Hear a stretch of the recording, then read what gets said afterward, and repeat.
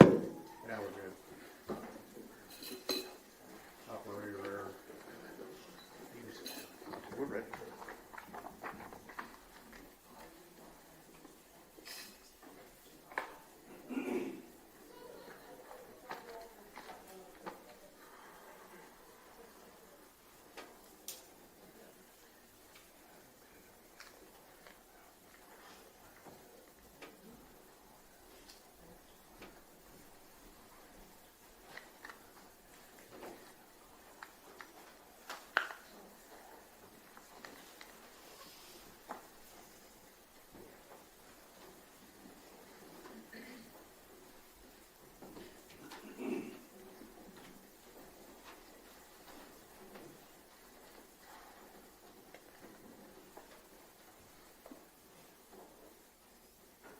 Everyone may be seated. I think we're still waiting on one juror.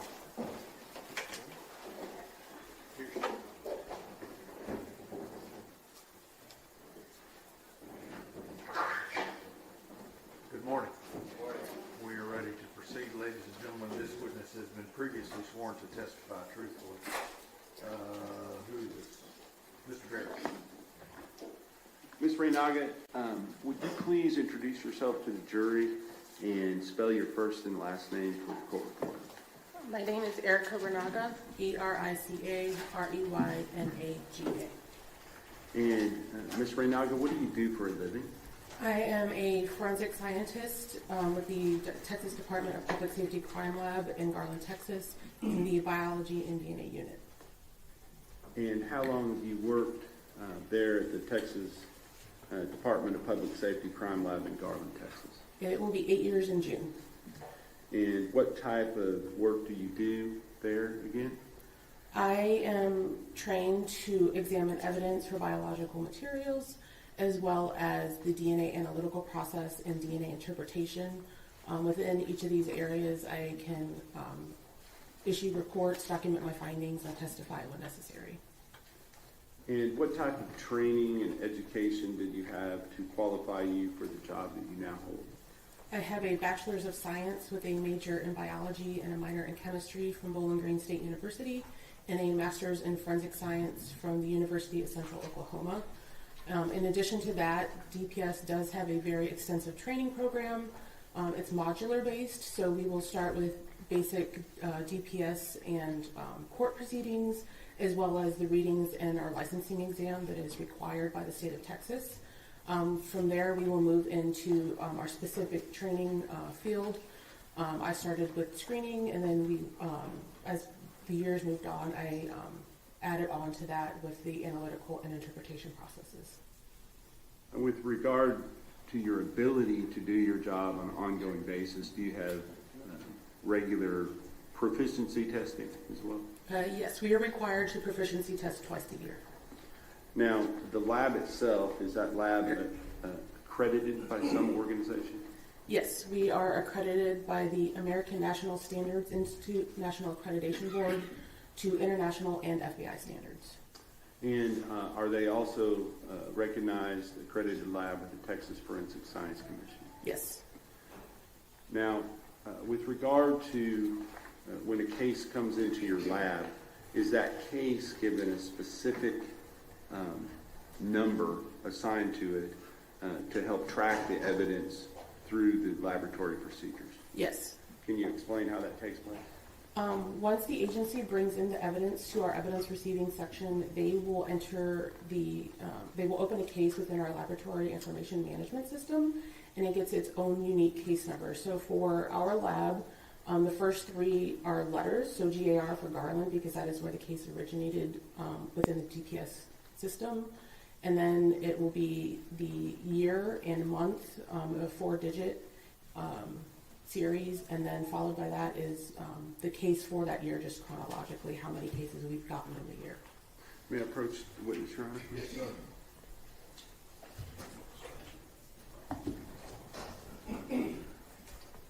Yesterday, a different witness testified, several documents were admitted into evidence at that time.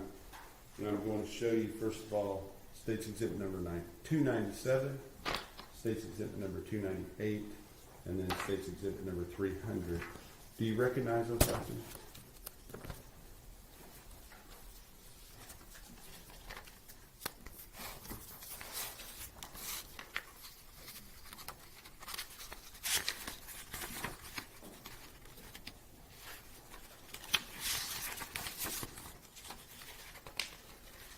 You don't go through every page, but just as far as looking at the outer document, does it appear to be associated with the same case that you're testifying on today? Your Honor, I would prefer that you look through it. That's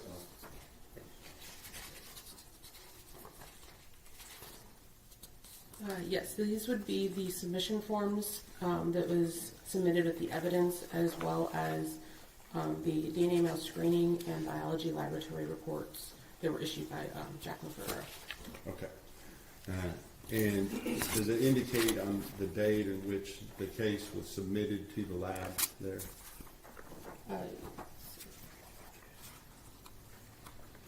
Yes, this would be the date that this evidence was submitted. Okay. And for purposes of the record, is that 2/21/23? Yes. Okay. And the number that you were talking about being assigned to the particular case, is this number start with the letters GAR? Yes. And would you read that for the record, please? The case number is GAR-2302-02863. And would that number be associated with any lab reports or any work that is done on this case throughout the entire process? Yes. How do you make sure that that takes place when you work on a specific piece of evidence?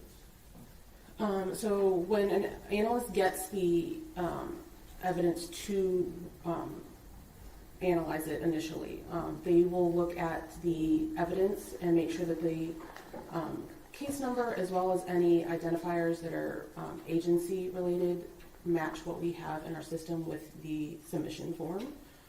As they work their case, they will also add our case number, as well as their initials and date for when they worked the case.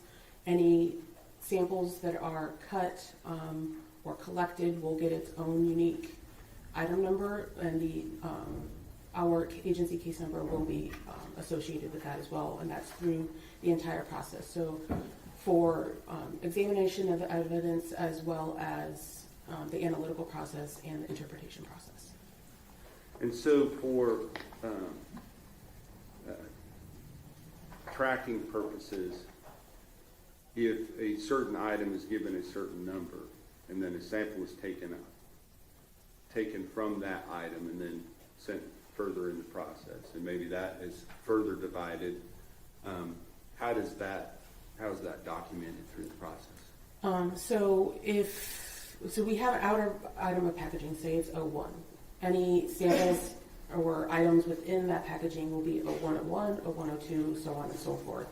If we collect, say we swab an item from O101, it will then be O101AA, and it will kind of go further and further. So swabbing will be one, the cutting that we took for the DNA extraction or analytical process will also be a further number.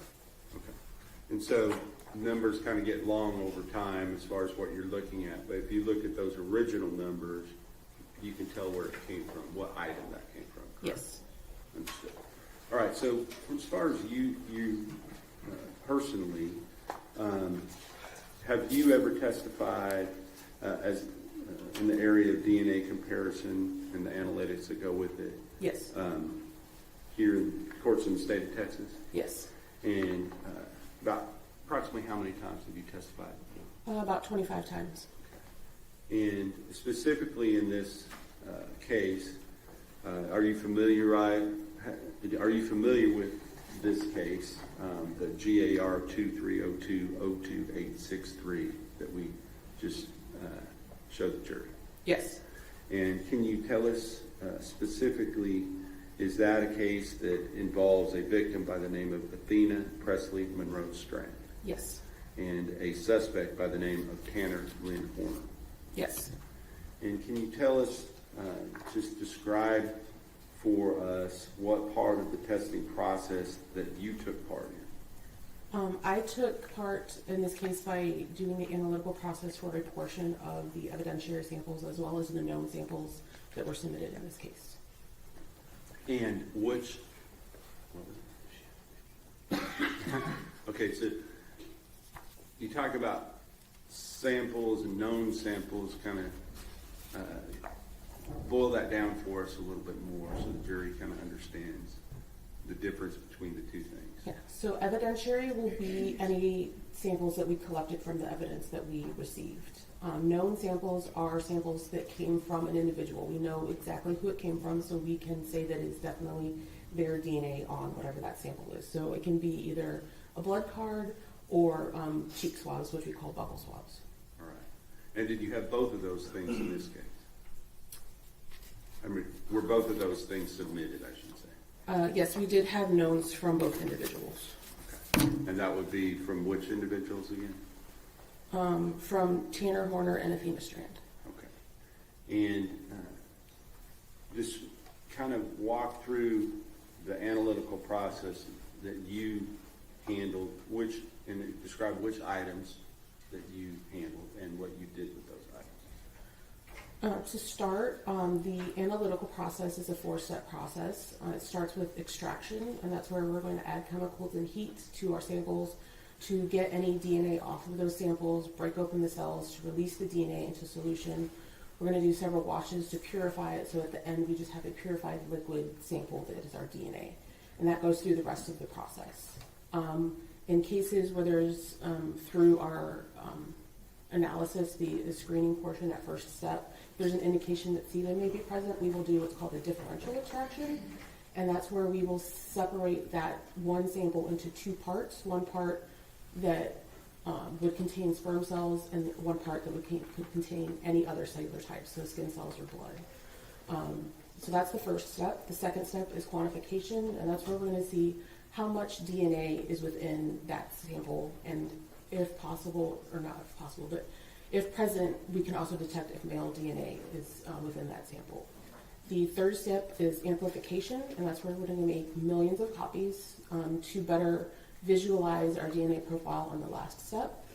And then our fourth and final step is separation, and we're going to put the sample through an instrument that can separate out the DNA strand based on size, and it can give us a graphical representation of the profile. That profile is what is used for our interpretation process. Within this case specifically, I mentioned I did do the knowns for each individual. Okay, hold on for a second. So you said the knowns, you're talking Yes. about the buccal swabs and the blood count. Is that correct at this point?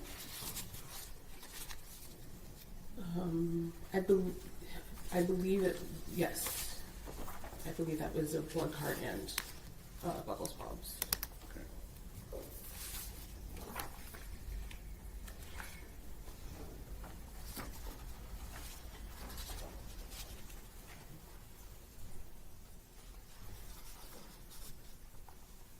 I'm not for sure on the blood card, but it was definitely buccal swabs from Tanner Horner. Okay. On the buccal swab from Tanner Horner, what did you do on that? It would have been that DNA, that 4-step analytical process. Okay. So if it would already have been put into some type of state for you to be able to do what you did, correct? Yes, it would have been cut by the analyst who did the first report. And who was that? That would have been Jacqueline Ferrer. Okay.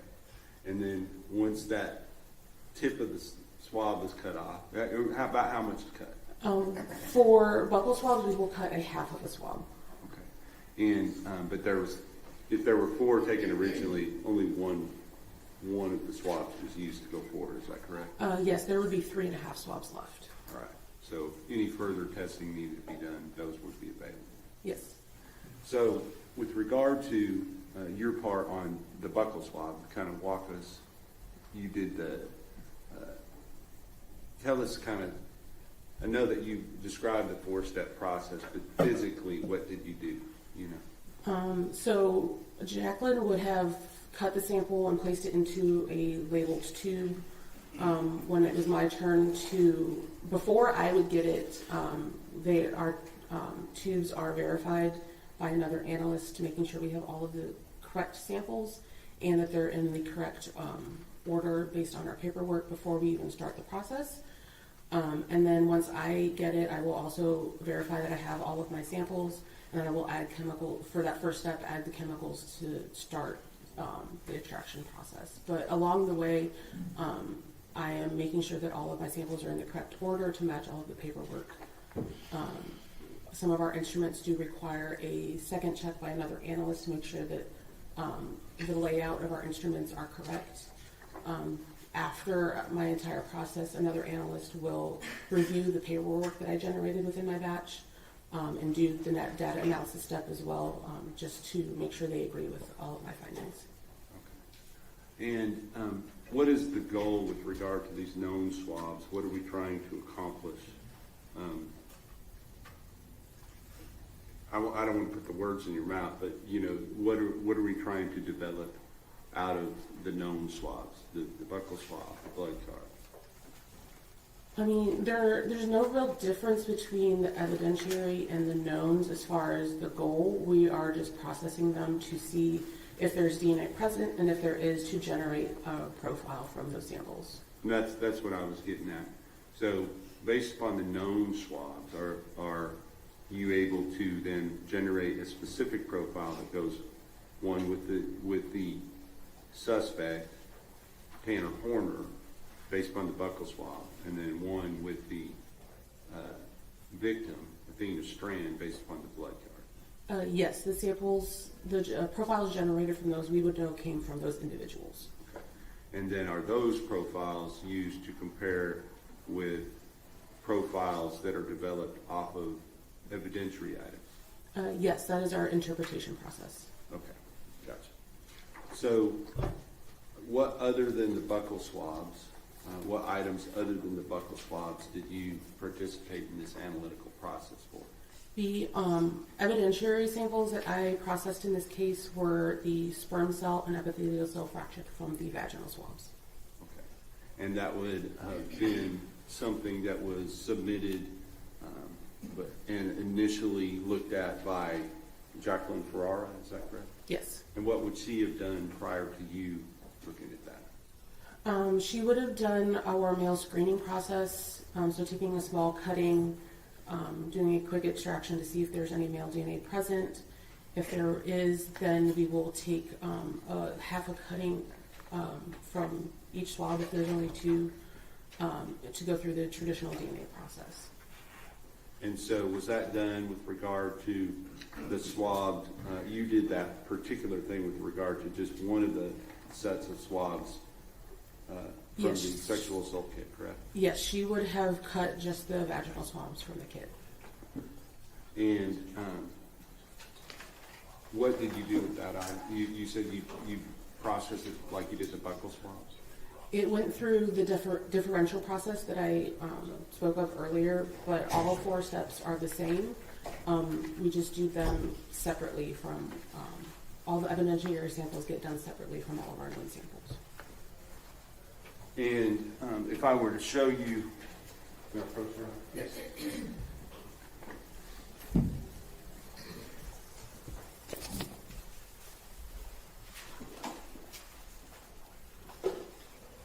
Is there some?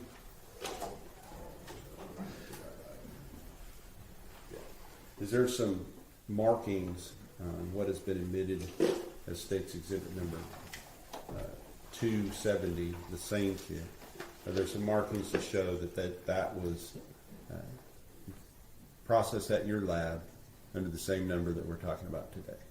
Yes, it has our case number as well as Jacqueline's analyst identifiers. Okay. And she would have been the one to take it.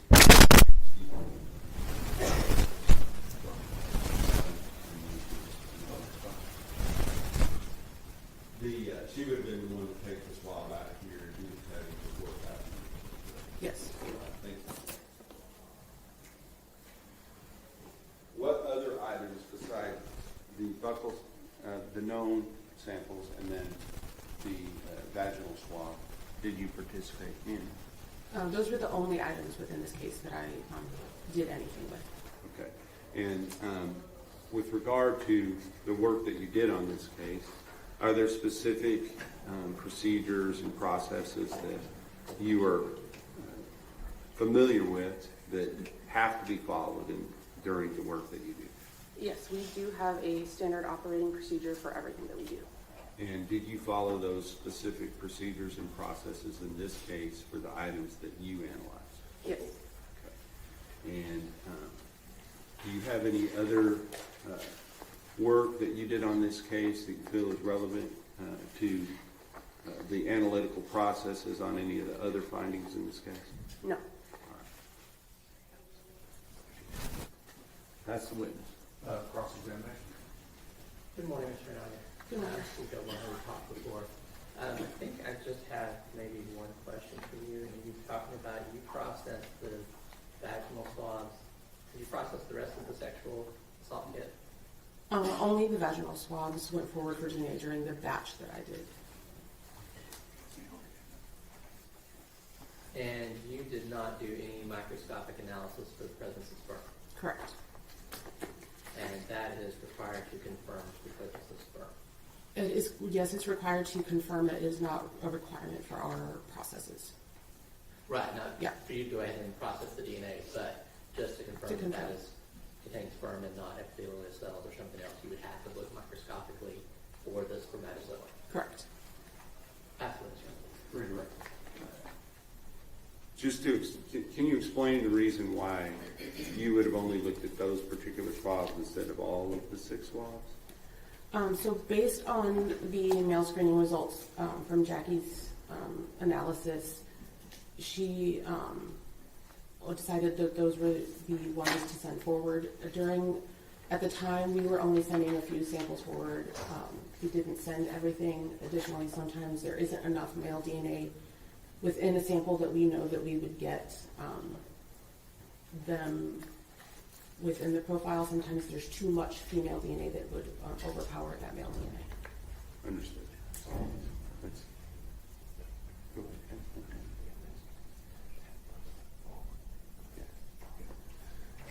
And are there, initially, you send some stuff forward, is it able to then make the decision to go ahead and send everything forward that can be tested?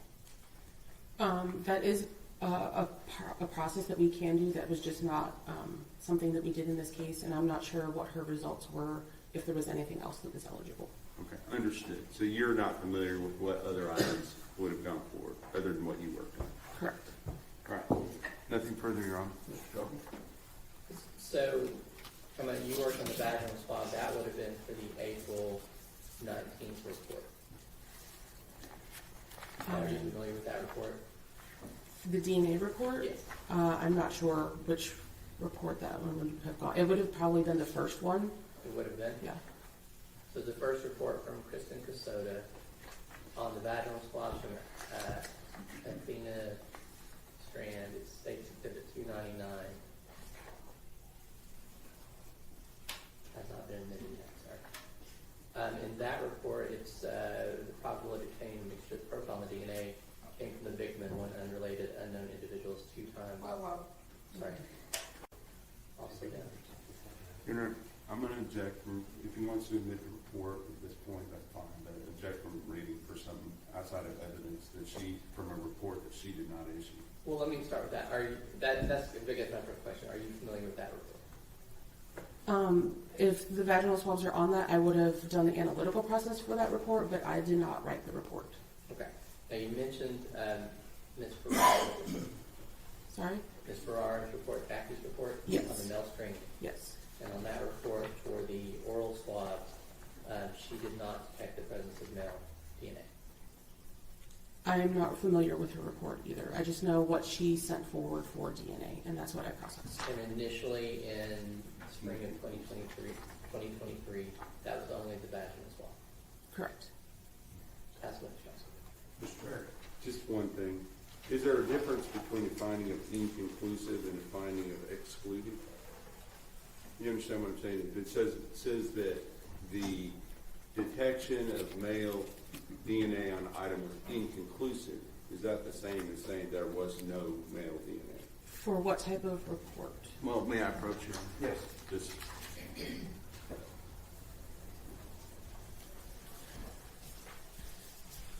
I'm going to show you what's already been admitted into evidence of State's Exhibit number 298.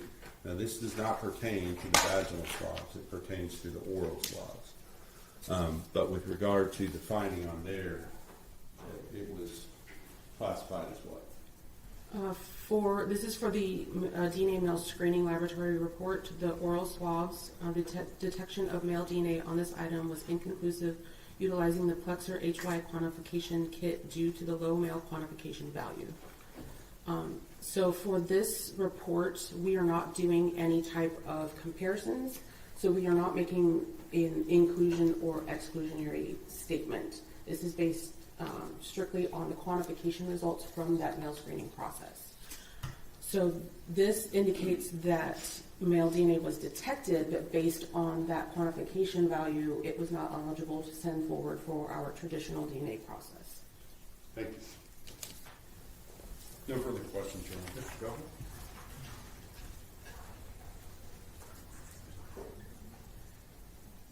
Not for this witness, John. Thank you. May she be excused subject to any potential recall? Yes, John. Thank you, ma'am. Thank you. State calls Amber Moss. Amber Moss.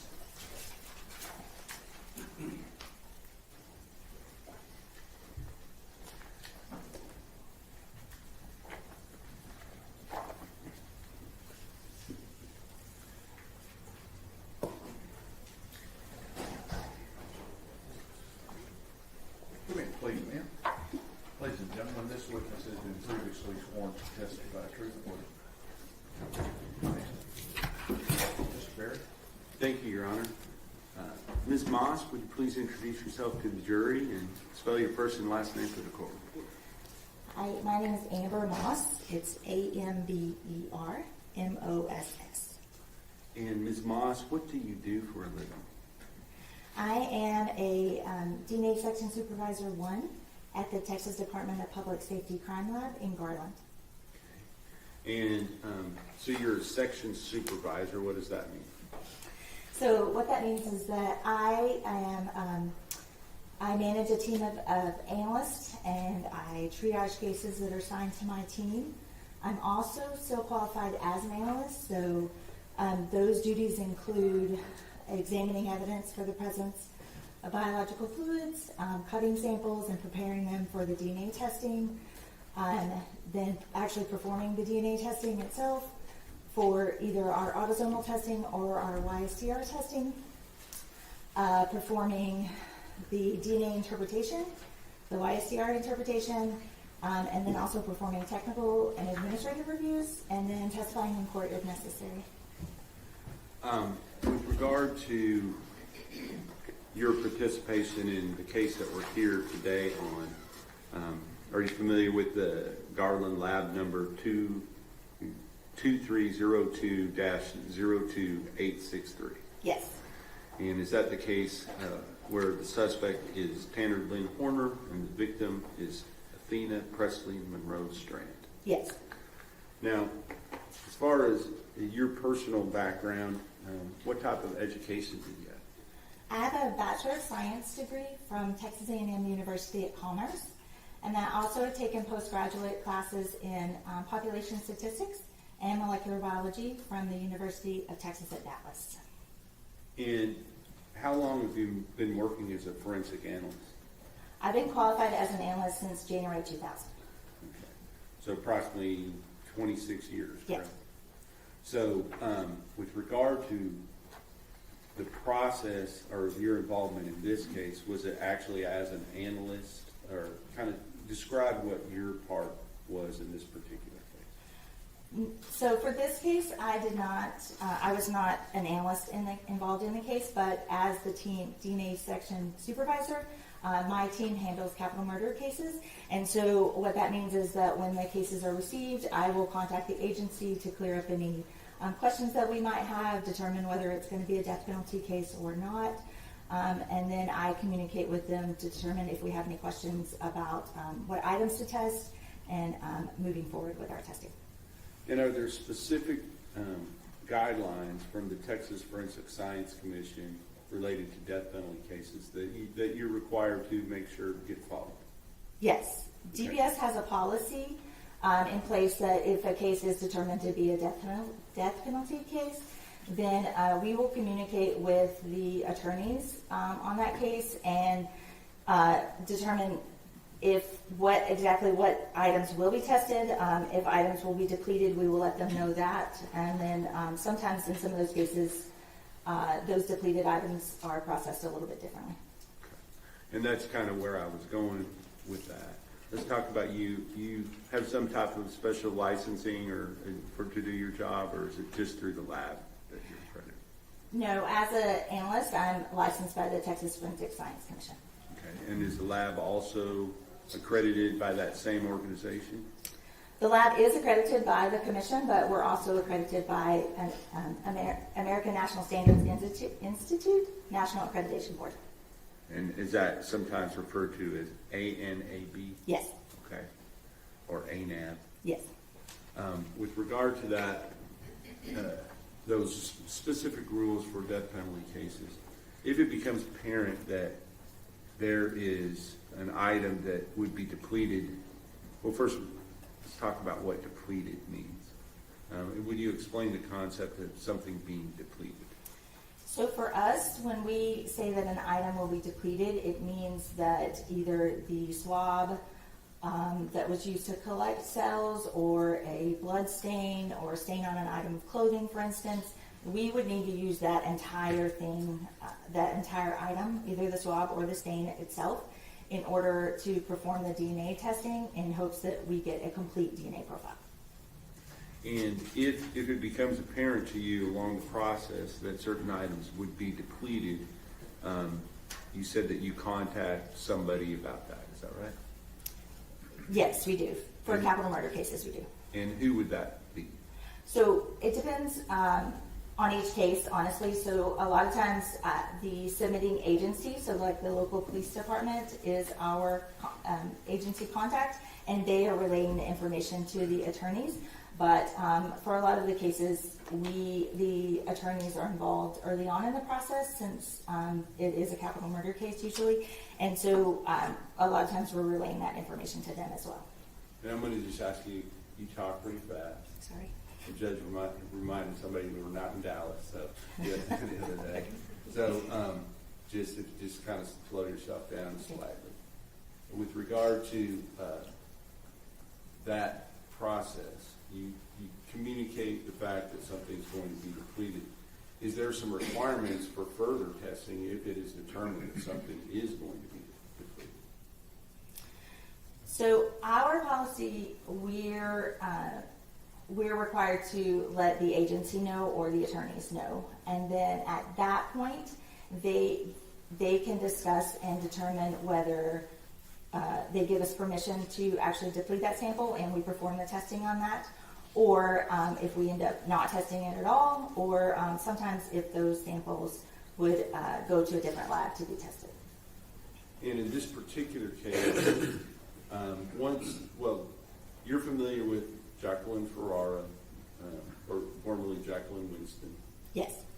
And she did some of the initial screening in this particular case, is that right? Yes, she did. And then we just heard from Erica Reynaga, and she did some follow-up analytical work related to that initial screening. Yes.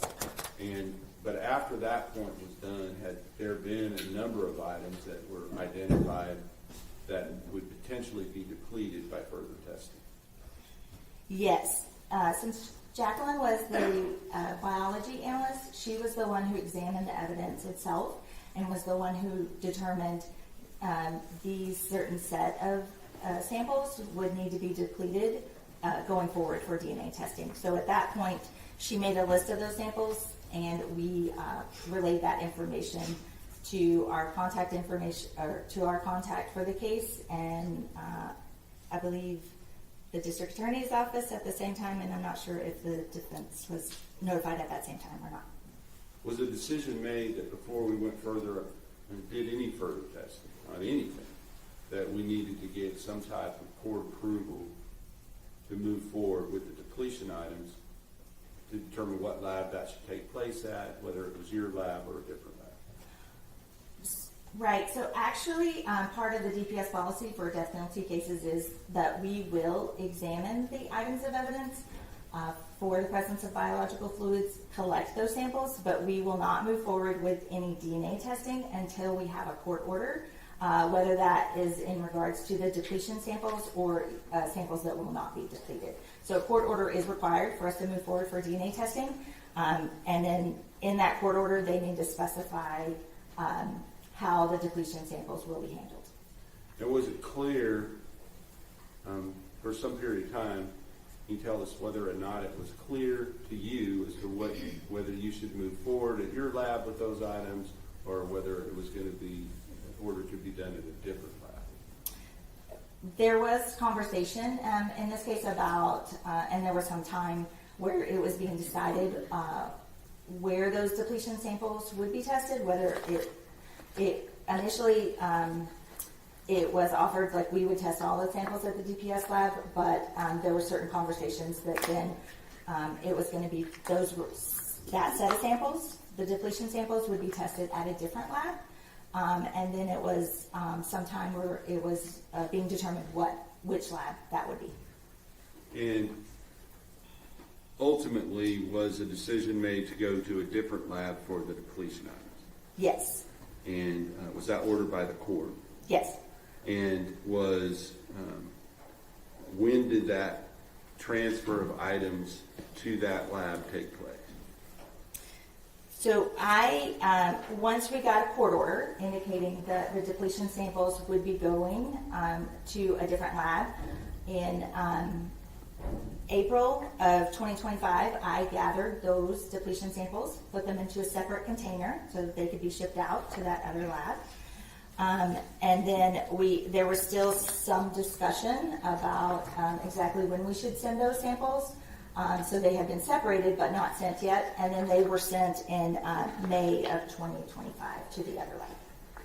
So already in evidence, we have State's Exhibit number 298, which is the DNA male screening laboratory report.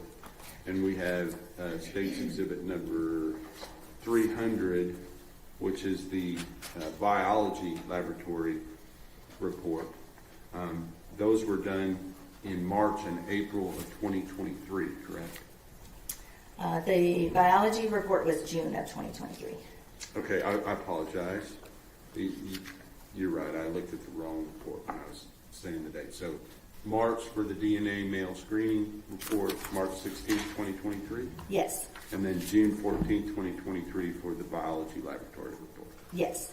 No further reports were issued until after this transfer of evidence was able to be accomplished to the other lab for the depletion items, correct? Correct. Right, so over 2 years to get that accomplished, is that right? Oh, I'm wrong. Wait. So we do have a DNA report, but it's from 2023, but it doesn't pertain to the depletion samples. Yes. And then after that, correct, there were no more reports issued until the issue of what samples would go forward for DNA testing and the depletion samples was resolved. So ultimately, where was the depletion samples, where were they ordered to go? Where were they ordered to go? Yes, Yeah. where were they ordered to go? Ultimately, they were ordered to go to a private forensic laboratory called Bodie. It's in Lorton, Virginia.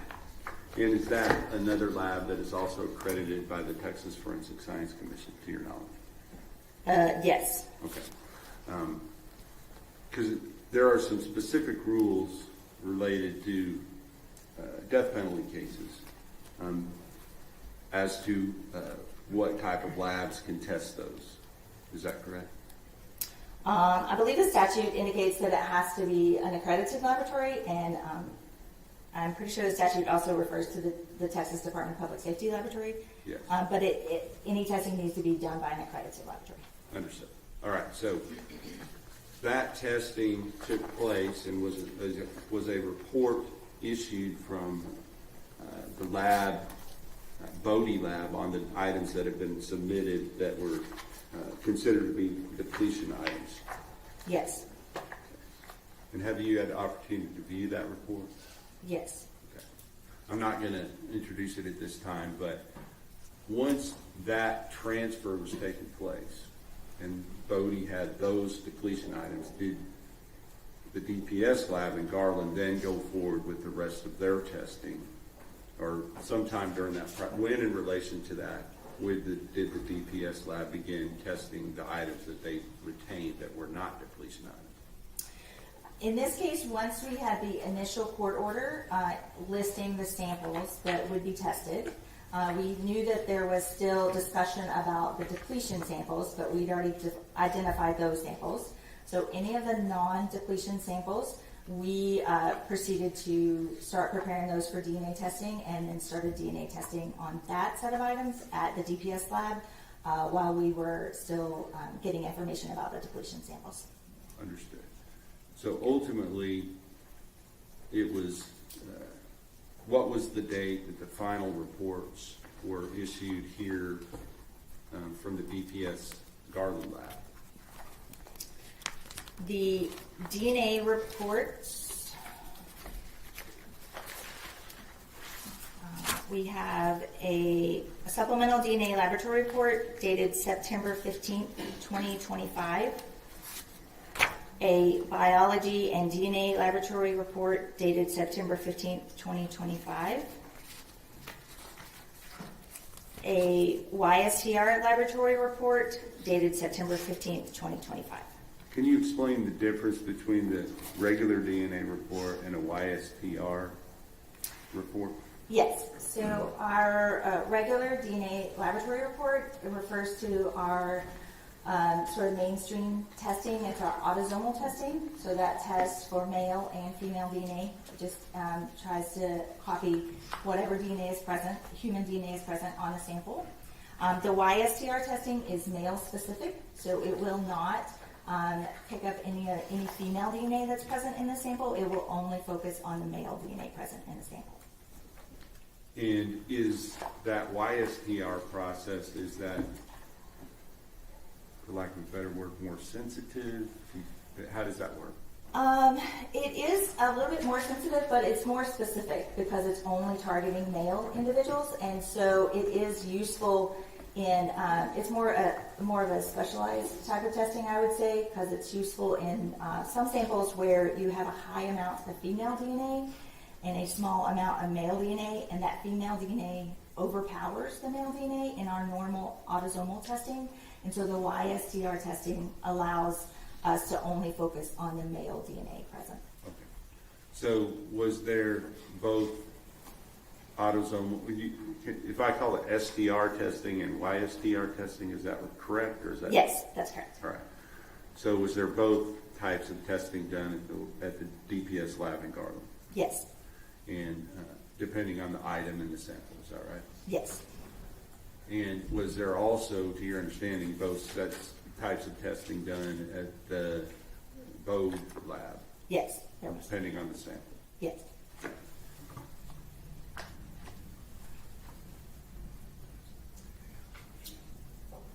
Do you have anything? Oh, I think you actually did do one other thing on this case with regard to preparing some type of samples for one of the other analysts before they looked at them. Something related, I believe it was to Elizabeth Seastrunk. Is that right? Yeah, I could be mistaken about that. Jacqueline was had already left the DPS laboratory when once we were able to get the list of samples that needed to be cut and the court order listing those samples. So Elizabeth Seastrunk is a different analyst who actually cut the non-depletion samples to be processed at the DPS lab. I didn't know, as far as, I think it was just separating out which samples she was supposed to be dealing with going forward. No, I just gave her a list, Jacqueline's list, and they were the ones that needed to be depleted were marked, and so she did not cut those samples. All right. And you made sure that everything was clearly delineated as to what went to Bodie and what stayed at DPS Garland? Yes. Okay. Anything else on this case you feel is relevant as far as the ultimate conclusions in the reports that were issued in September of 2025? No, I mean, I was involved in the review of some of those reports, but no. Okay. Based upon your involvement in the review of those reports, do you feel like the processes and procedures that are set out in your own internal guidelines, as well as the Texas Forensic Science Commission, were followed in this case? Yes. Pass the witness, Your Honor. Cross-examination. No questions. May this witness be excused subject to any disciplinary requirement. Yes, Your Honor. Yes, Your Honor. Thank you. Okay, thank you.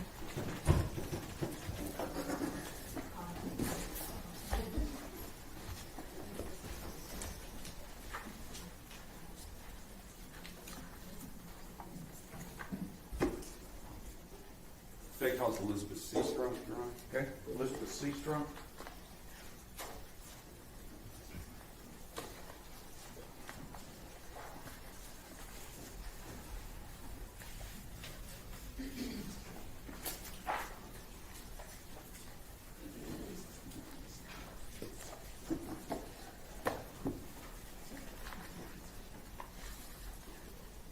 Come in, please, ma'am. Just have a seat. Ladies and gentlemen, this witness has been previously sworn to testify truthfully. Mr. Barry? Thank you, Your Honor. Ms. Seastrunk, would you please introduce yourself to the jury and spell your first and last name for the court? My name is Elizabeth Seastrunk. That is spelled Elizabeth.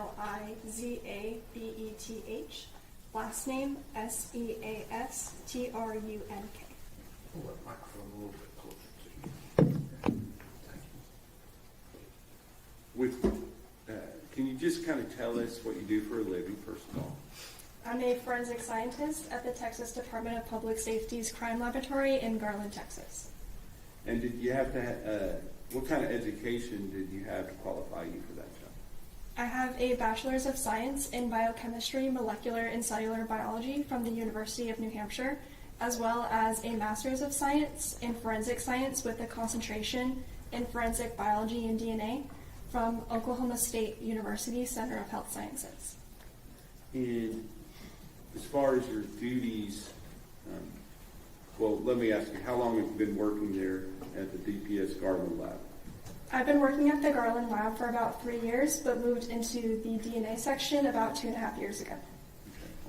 And so that would have been after November 30th of 2022, correct?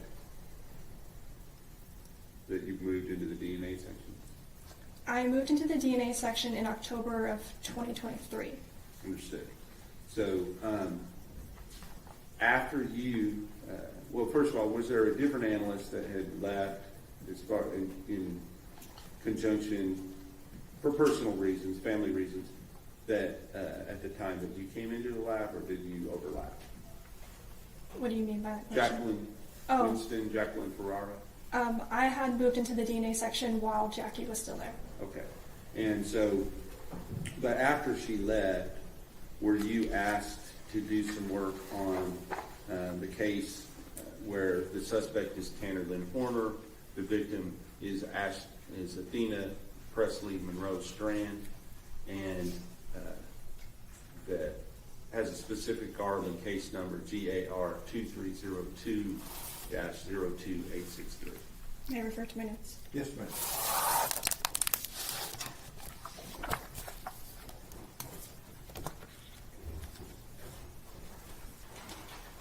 Yes. So at that time, what were your duties in the DNA lab? I'm trained and qualified in serological testing, so that includes testing evidence items for the presence of blood or any potential semen stains. I also collect trace evidence. I prepare samples for DNA analysis. I also write reports. I will review other biology analyst reports and testify in court when needed. And were you asked to process certain samples related to this case as part of your duties? Yes. Now let's talk about your sort of training and background to be able to do those things? Can you just briefly kind of give us a synopsis of that? At DPS, we go through a modular-based training program that includes lectures and readings, as well as us observing a qualified analyst. There's also a period of supervised and independent practices. There's a competency exam, as well as written exams. There's a comprehensive oral examination and a mock trial as well. And we go through a period of supervised casework before we are authorized to perform independently. And has all that been completed by the time you were working on this case? Yes. Now, can you tell me a little bit about the specific samples that you were asked to deal with in this case? I was asked to deal with the samples that Jackie had previously cut out from the physical evidence items, or she had taken swabbings of those items. And there was a coin envelope that contained all of those samples, as well as the swabs that the agency had submitted that Jackie had previously tested and retained as well. And then what was your duties related to those items? I had prepared those samples for DNA, so I had cut my own portion of the stain into a label tube. And for the swabs, I had cut the entire cotton head portion off of the swab head and placed that into a label tube as well.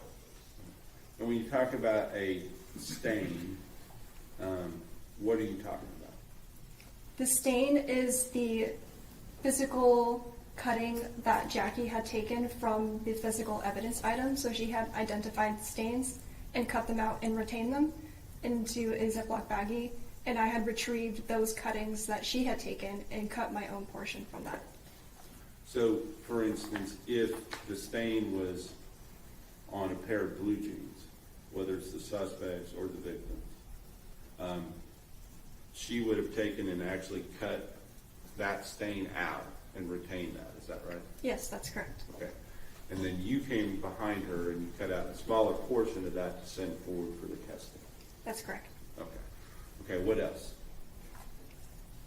And I had cut the swabs that were retained. So I had cut the entire cotton head portion off of the swab stick and then retained the remainder of the swabs. And did you have any further work in this case that was relevant to the actual results that came out in the final reports in September of 2025? No, my role was simply to cut the stains and place them into the label tubes for the DNA analyst.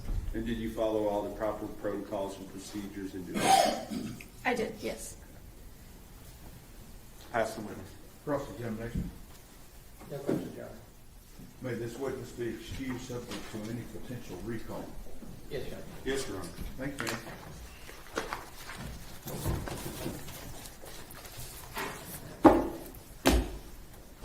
State calls Ruby Kelly, Your Honor. Ruby Kelly.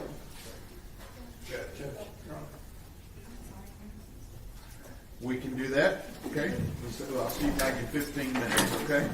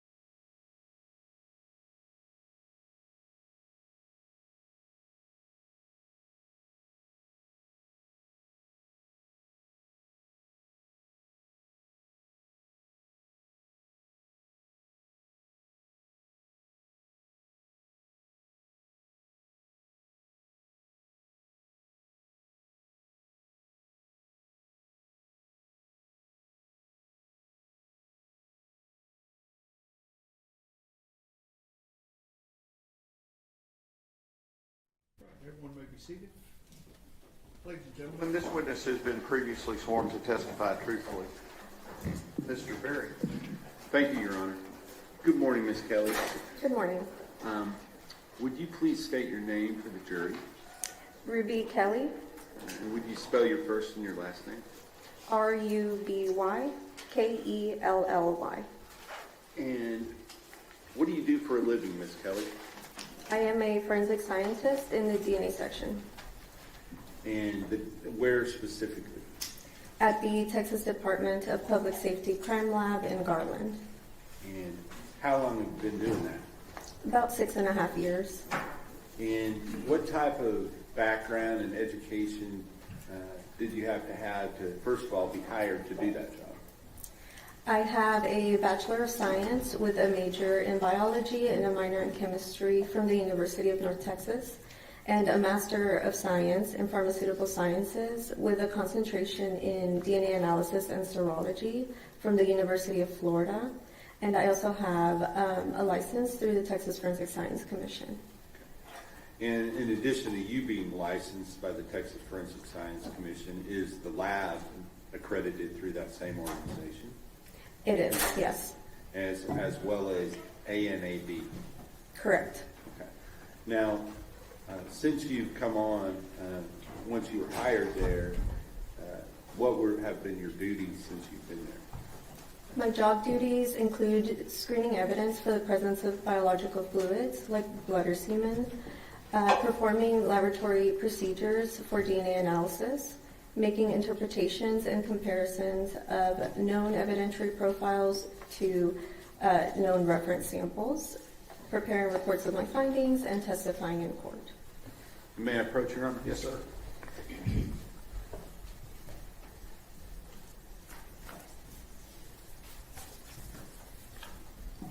I'm just going to show you 297, and which shows the suspect, the victim, and the lab report number. Are you familiar with that particular case that we're talking about today?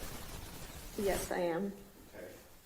And with regard to that case, did you perform some work that was ultimately reflected in the final reports that were issued, I believe, in September of 2025? I did, yes. Okay. Can you talk to us about the work that you did in a general sense, and then we'll talk about what specific items that you were dealing with? I performed the laboratory procedures. It's a 4-step process that we use to obtain the DNA profiles, and I did this for both our autosomal testing and our YSTR testing that is male specific. Okay. And autosomal, is that sometimes also referred to as STR testing? Yes, autosomal STR.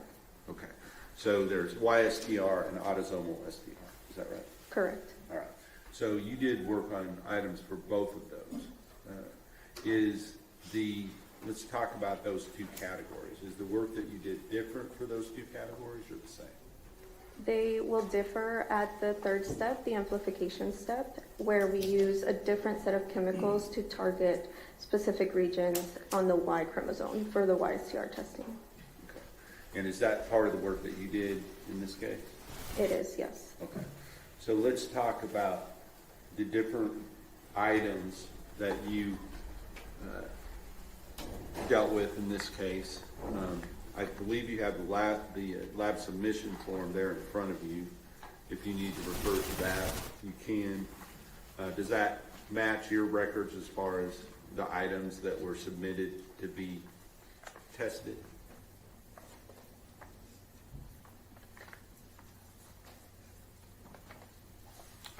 Yes, it does. So using that maybe as a reference, can you tell us what items that you worked on? Would it be easier to talk about them in the two categories, the autosomal and then the YSTR? Yes. Okay, so let's talk about, first of all, the items that you did the analytical work for the autosomal STR.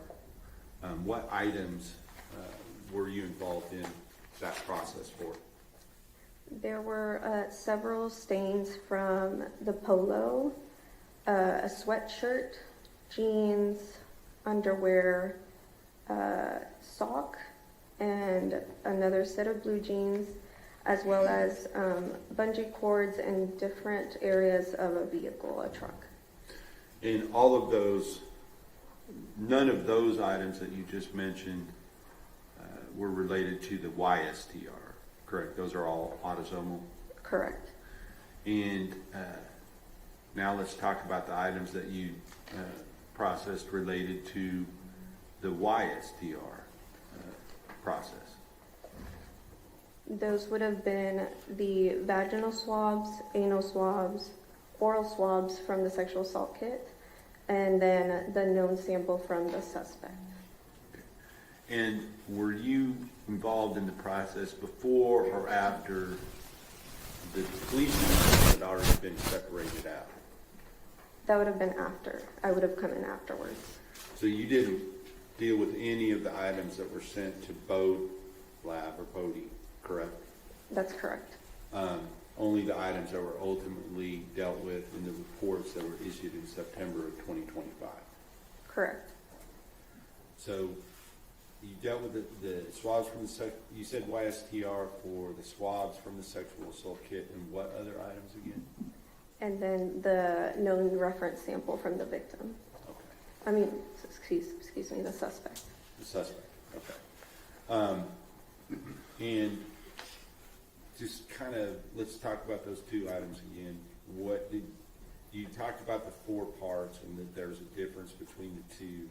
Is there any additional information you think the jury needs to understand what you physically did in this case? No, I don't think so.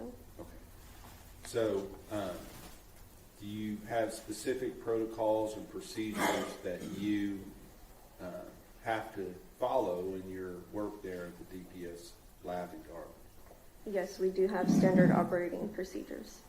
And did you follow those standard operating procedures in this case? I did. Okay. And is your work, this relates not only to you, but to all of the people involved in the process of testing evidence, how is that work verified after your work is done? Does somebody else look at it to make sure you didn't make a mistake?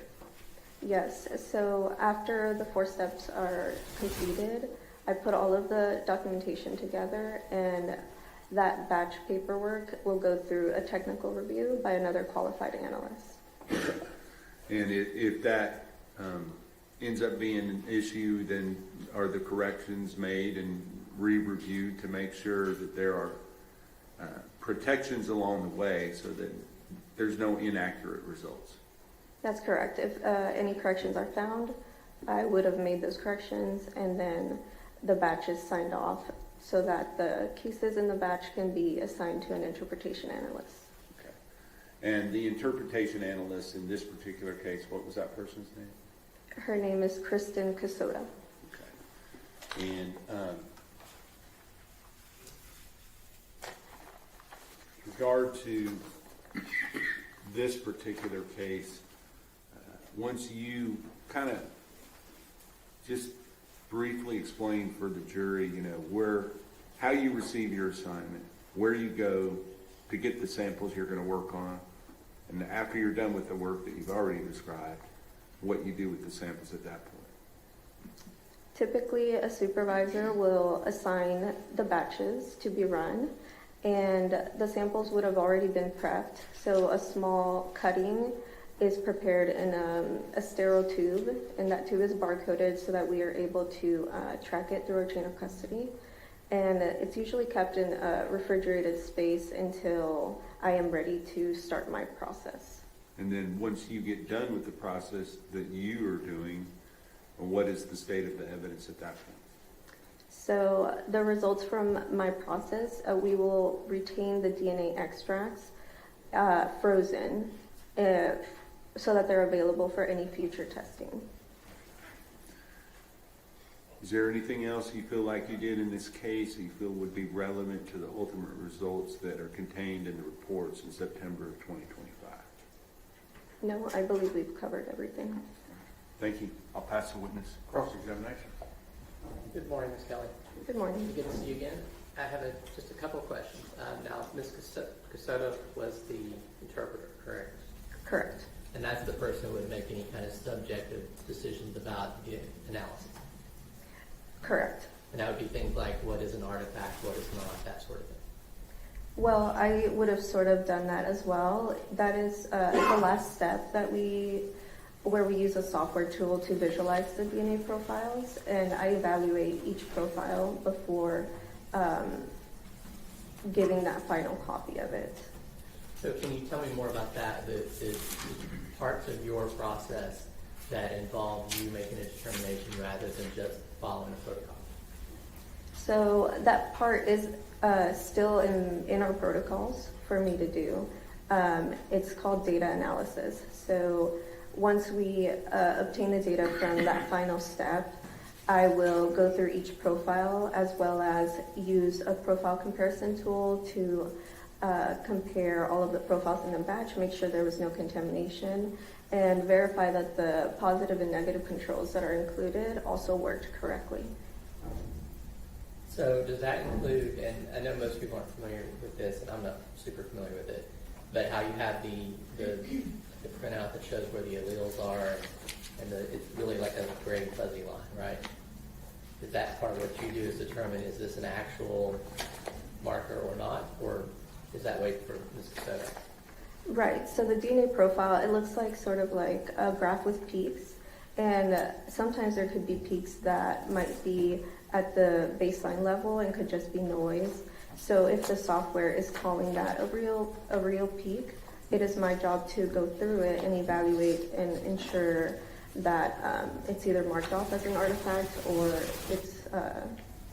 it remains as a real peak. Yeah, so that's not just left up to like the computer. There's actually a human being that is involved in interpreting DNA. That's correct.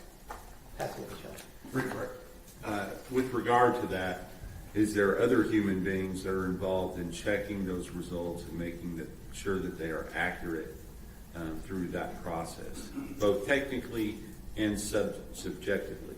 Yes, that's correct. So the technical reviewer who would have reviewed my batch paperwork is doing the same thing I am doing, as well as Kristen later on in the interpretation process would have also looked at each profile separately. Thank you. No further questions? Mr. Joker? And that would be kind of where it would end, is with Kristen and whoever's doing her reviews. Correct. After Kristen is finished with her report, we also have another set of technical review and another administrative review before that report is issued out.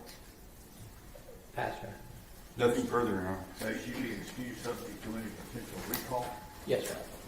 Thank you, ma'am. Thank you.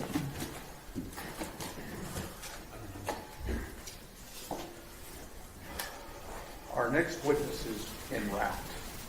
So, going to have to make a decision to your room, and as soon as he gets here, we'll bring you right back in. I don't know how long it'll be, so bear with me, okay?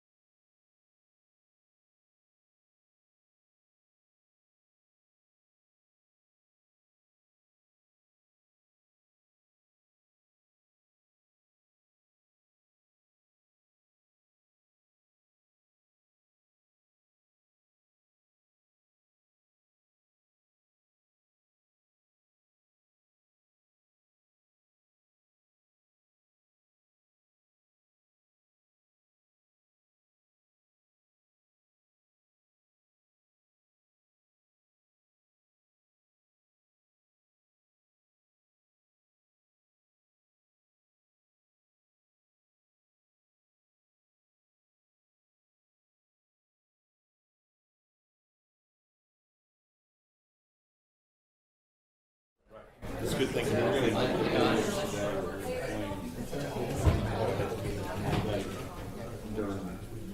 he's going to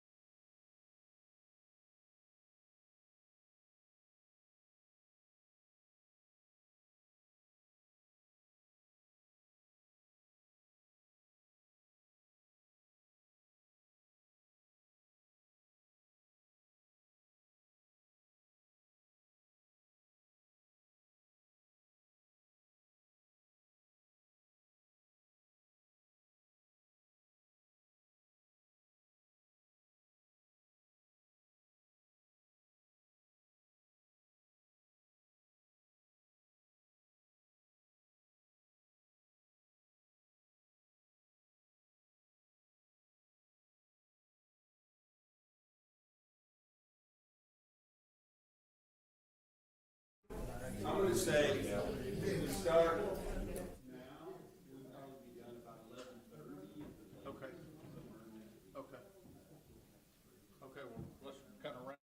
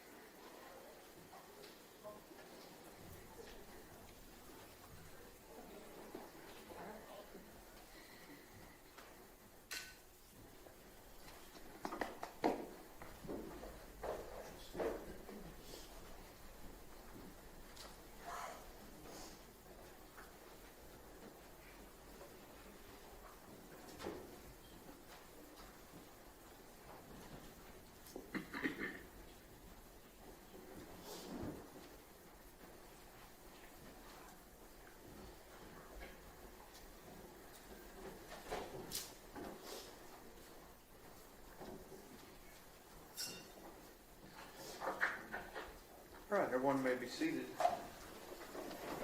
This witness has been previously sworn to testify truthfully. Mr. Barrett. Thank you, Your Honor. Mr. Becker, would you please introduce yourself to the jury by telling them your name? Yes. My name is James Becker. And feel free to talk to them. You know, I'm going to ask you the questions, but they're the ones that need to hear your answers.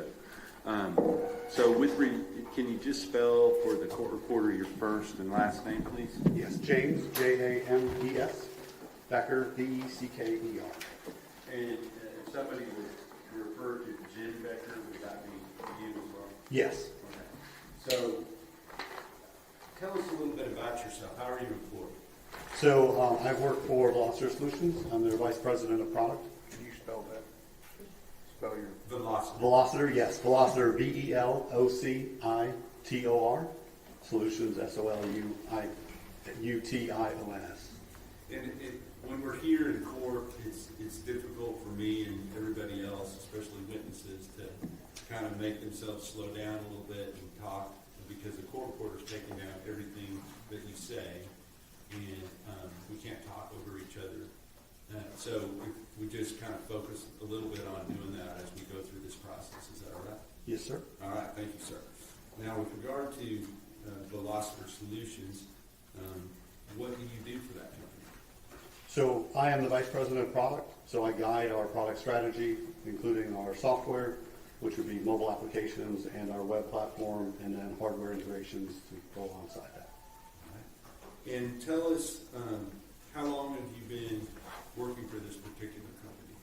I've been with Velociter Solutions for 15 years. And were you there at the beginning of this company, or were you hired by this company after it was already? I was hired by the company after. Okay. And so, since you've been employed there, has the company grown both in scope and also the different things that they do? Yes, sir. Yes, we've grown in scope from our products to the hardware we work with to the employees we have and customer base. And talk a little bit about that. Talk about the company itself, kind of what are the different things you do, and how many people work for you, that sort of thing. Yes, sir. So Velociter Solutions is a mobile software company. We develop mobile applications for customers with a mobile workforce. Company's been in business for 26 years. We have our main product is eTrack, which is our fleet management driver safety platform. We also have another product, Field Services, which is our mobile field software for, could be delivery, sales, or service in the field. And then we have some other minor product lines to go along with that. And as part of the software that you offer to these fleets for mobile tracking, do you also, is part of what you offer to them, cameras that go along and utilize the software that you're talking about? Yes, sir. In addition to just being a standard type camera, are these something, what do you call the camera, the actual device that you use in the vehicle? So it can be referred to as a dash camera. In this program for FedEx, it's a VEDR, Video Event Data Recorder. Okay. So if I call it a dash cam or a VEDR, it's the same thing in your mind? Yes, sir. Does that do more than just record video? So the device is designed to start recording, turn on when the vehicle is turned on.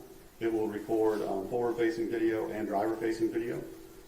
The onboard device will have a storage card. In this case, the device has a storage card that was capable of storing 40 hours of video, and then it will overwrite sequentially. The device sends up GPS breadcrumb with a cellular radio that's embedded inside of it. Okay, so you're going to have to slow down there just a little bit. Okay, so let's talk about what you mean by GPS breadcrumb. Yes, sir. So it's the latitude and longitude of the device. So it has a GPS radio and antennas that'll connect to GPS satellites to determine its location, along with a cellular radio to communicate that data via the cellular networks to our cloud. Okay, so embedded within the camera, you said there's a cellular device that communicates with the cellular network. Is that correct? Yes, sir. Right. And because those breadcrumbs, why do you think they call them breadcrumbs? Or do you know? I don't know that I could answer that question. But if I mean, it's from the tail of dropping breadcrumbs to find your way back. So does it create a trail that you can then follow to determine somebody's movements later? Direction leading your arm. Go ahead and finish the question, and then don't lead your Well, witness. I'll rephrase. You said from the story about dropping breadcrumbs, what was the purpose of dropping the breadcrumbs? So you can retrace your steps. Right. And does the breadcrumbs that you're talking about allow you to do that? Yes, sir. Okay. So does it also have certain things that you potentially call events? Yes, sir. And can you explain what you mean by events? Yes, the device contains an accelerometer, which will detect G-force for events such as hard brake, hard turn, hard acceleration that are set at a threshold. Those events will be set up to our platform, and then we request the video footage from the camera at that time to be able to show what happened during those events and track additional behaviors that we note during those events. There's also a panic button for the driver to press, which would be a panic event to our system. What would you call a panic event? Usually drivers will use that for if they're in trouble, if there's an accident, if there's something that they want their management to see, they're able to press that button. So for instance, if somebody was hurt like if a person had run into somebody, would they be able to press that and somebody needed to respond based upon that? Yes, sir, that's the intent. The platform allows companies or users to set up notifications via email and SMS text based on events. So one of those events that they can use for notifications is panic, and they would be notified in near real time that the event occurred and be able to see the video footage from that. Because if it's working properly and you have both of the cameras that you described, what should you be able to capture if that button is pushed? Well, what we send as footage, or what we request from the camera footage when a panic alarm is pushed, is 30 seconds prior to the button being pressed to the point the button is being pressed. The goal is you can see forward facing what was happening the 30 seconds before they pressed the button up until they pressed it, and also driver facing to observe anything that happened in the area of the driver's view, of the windshield, and then within the cab as well. And the utility of that, you give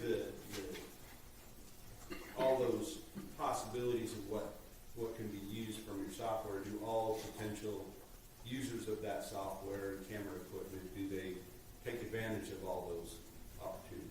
No, sir. Okay.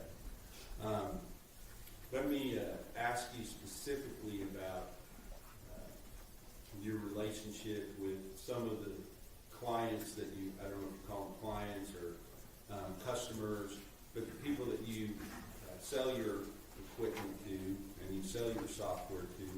What kind of companies are those generally? They are typically a customer with a fleet. A fleet would be defined as a number of vehicles. At the time, it would have been 100 vehicles or more. So a business that has a fleet of vehicles that they want to track and help with their driver safety program. Today, we do much smaller fleets, down to as low as 5 vehicles, to provide the same sort of utilities as well. So really, it's a business with a fleet of vehicles. Understood.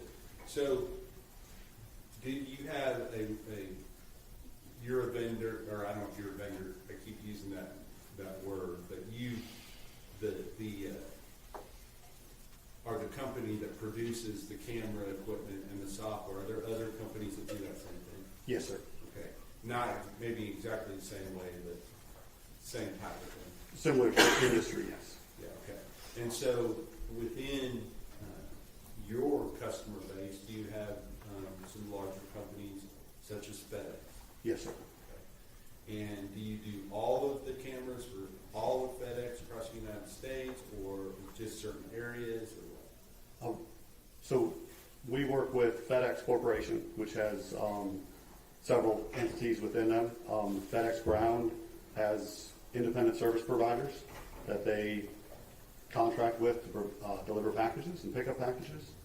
As part of this program, we are one of several vendors chosen that comply with the program that FedEx has aligned with on what events we would send and what data we would provide to FedEx along with that. And FedEx Express, we also provide cameras to, but again, not the sole provider. So within the FedEx company, you said they have a different name for what we would call the dash cam, and that was VEDR, is that right? Yes, sir. VEDR. And what does the VEDR stand for again? Video Event Data Recorder. So within the FedEx company, have they established some protocols that their subcontractors would have to have these type of equipment within their vehicle in order to be a subcontractor for FedEx? Yes, sir. And are you familiar with a company by the name of Big Cotsky Yes, sir. and also Southern Star? Yes, sir. And what were those companies in relation to FedEx brand? They were independent service providers. Okay. And you call them within your industry ISPs, correct? Yes, sir. That's not internet related, it's independent service providers. Yes, sir. So both FedEx and Southern Star were ISPs, is that right? No, sir. No, okay. Not FedEx, but thank you for correcting me. Both Big Cotsky and Southern Star were ISPs related to FedEx brand. Is that Yes, right? sir. All right. Do you have these video event data recorders in the different vehicles for both of those two ISPs? Yes, sir. Okay. And the specific location of the FedEx ground facility that you were working with in this particular case, and not address-wise, but general area, do you know where that is located at? I don't. Okay. But in the area, was it here in Texas? Yes, sir. Versus where you're from? Yes, sir. And where are you from? Charlotte, North Carolina. And is that where your company is based? Yes, that is our headquarters. Now, with regard to these ISPs, once those routes are assigned to whatever ISP that they have through FedEx, are they essentially independent from FedEx as far as who oversees their drivers and their vehicles? Objection, Your Honor, I'm not sure this is within the scope of his knowledge. I'll let him answer it if you know. Well, I would say it's my understanding that the management of those routes is the independent service provider, whether it's the owner or a business manager under their staff. Now, under your contractual relationships with these ISPs, who owns the camera? The ISP. Okay. And as far as the data that is downloaded onto that camera, same is true, is that right? The actual, I believe, per contractual with FedEx, the breadcrumb data is owned by FedEx, but the video footage is owned by the ISP. Gotcha. So with regard to that, the driver doesn't have any ownership interest over any of that, correct? No, sir. All right. They're the ones that the data is being recorded based upon what they're doing with the vehicle at the time, is that right? Yes, sir. Okay. So I want to talk to you about the specific date of, I believe in your case, it would be December the 1st of 2022. Do you remember that day? Yes, sir.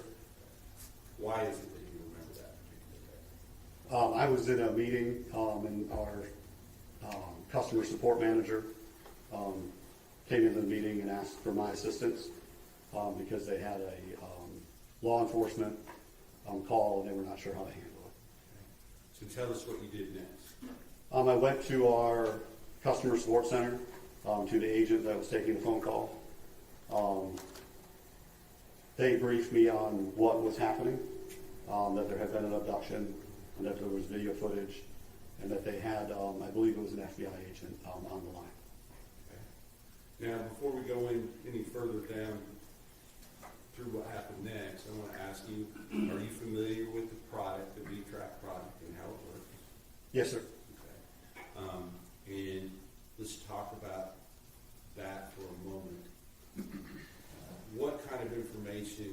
just from the video itself, if you're watching a video off of one of these recorders, what kind of information would be available to you other than just what you're seeing on what's being videoed? What kind of things are you going to be able to see? So the video includes an overlay that contains the serial number of the camera. It will include a timestamp in UTC or GMT time. It will include the speed of the vehicle and then the GPS coordinates as they're updated through that video footage. And so, as you're watching the video, will you see the speed change based upon what the driver is doing? Yes, sir. What else would be changing as it's going on? The time will change as it goes on, and also the GPS coordinates. Okay. And with regard to the time, is that time in a specific time zone? It is in UTC or GMT. They're the same. All right, so just for purposes of the record, is UTC universal? Coordinated universal time. Coordinated universal time? Yes, sir. All right. And then GMT, what is GMT? Greenwich Mean Time? And are those the same? Yes, sir. Okay. And with regard to that time of year, specifically, late November, early December of 2022, what would be the difference in time between UTC time and time here in Texas, in Central Standard Time? So here will be 6 hours prior to UTC time. And the way that that's noted often is like UTC -6, is that right? Yes, sir. Okay. So if UTC time showed 23 or 11 p.m., you would have to back that up. You subtract 6 hours from that, and that would be 17, which Yes, sir. would be what time? 5 p.m., sir. 5 p.m. Okay. So just so that it's understood that what you're watching, the time's not going to be exactly the same as it is here, but the reason is because of what? The reason UTC time is used is it doesn't change. We don't have the daylight savings time.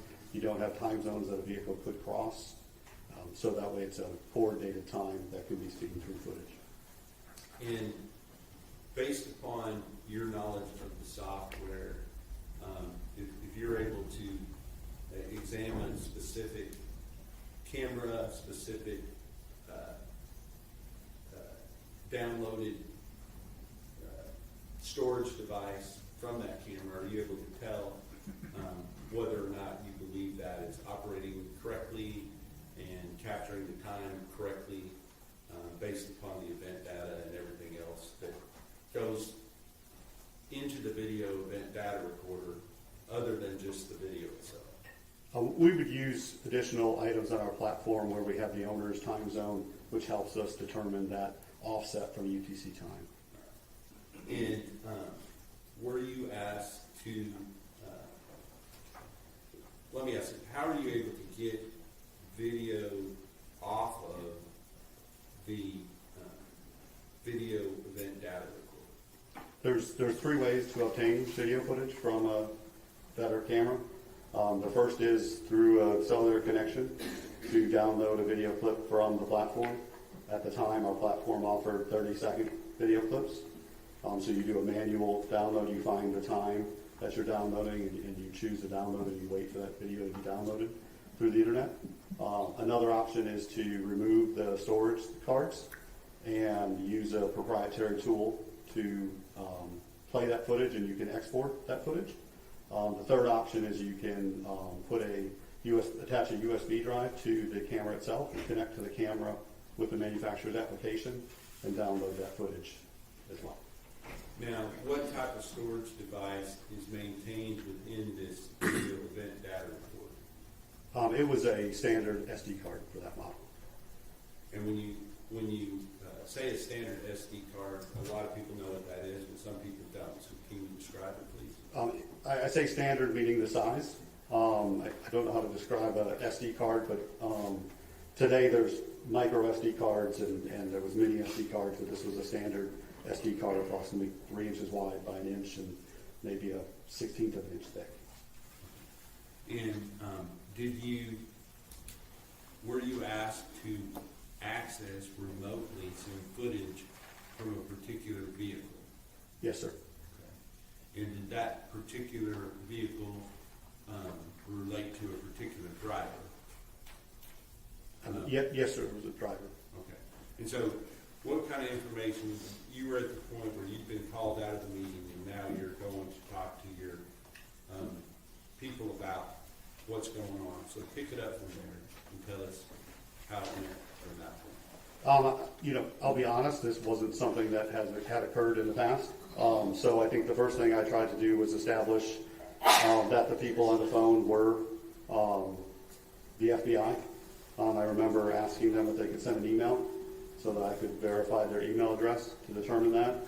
The next piece is technically the footage is owned by the independent service provider. So I was able to, I think through that phone call, reach out or speak to that owner to verify I could release the footage, which he agreed. And then once the FBI I had received emails to know they were who they were, I started the process of trying to locate the footage in question. Okay, so let's stop there for a second. The person you talked to, would that have been related to Big Topston, the owner of the vehicle? Yes, sir. Okay. And do you remember that person's name? I think Mr. Davis, sir. And Richard Davis? Yes, sir. And was there another person that you were communicating with that was associated with FedEx ground facility? I do not remember interfacing with anyone from that. Okay, so you talked directly to Mr. Davis, correct? Yes, sir. All right. And if there was issues with one of his vehicles, he would be the one that would have the information you need to access that particular vehicle's SD card, is that right? Or better? Mr. Davis would have had the ability himself to access that footage. If I remember correctly, they were asking us to obtain that footage on their behalf. Understood. So, when you received that information, what information did you have to get from Mr. Davis in order to be able to know which camera that you were trying to access? The vehicle number. Okay. And where is the vehicle number located on the vehicle? It's my recollection, the vehicle numbers are on the back of the vehicle, above the back door. They may also be on the front of the vehicle, but from my experience, they're on the back of the vehicle above the door. But somewhere on the vehicle, there's a number, and if you have that number, then you can access that vehicle and download remotely clips from that vehicle. Is that right? Yes, if you're an authorized user with our software. Were you? Yes, sir. Okay, understood. So, based upon that, did you get that information from Mr. Davis? Yes, sir. And did you then download clips or several clips or a clip off of that vehicle's video related to a certain time frame? Yes, sir. We were able to view footage from a time frame, from the description of what the FBI had described. We thought that was the footage.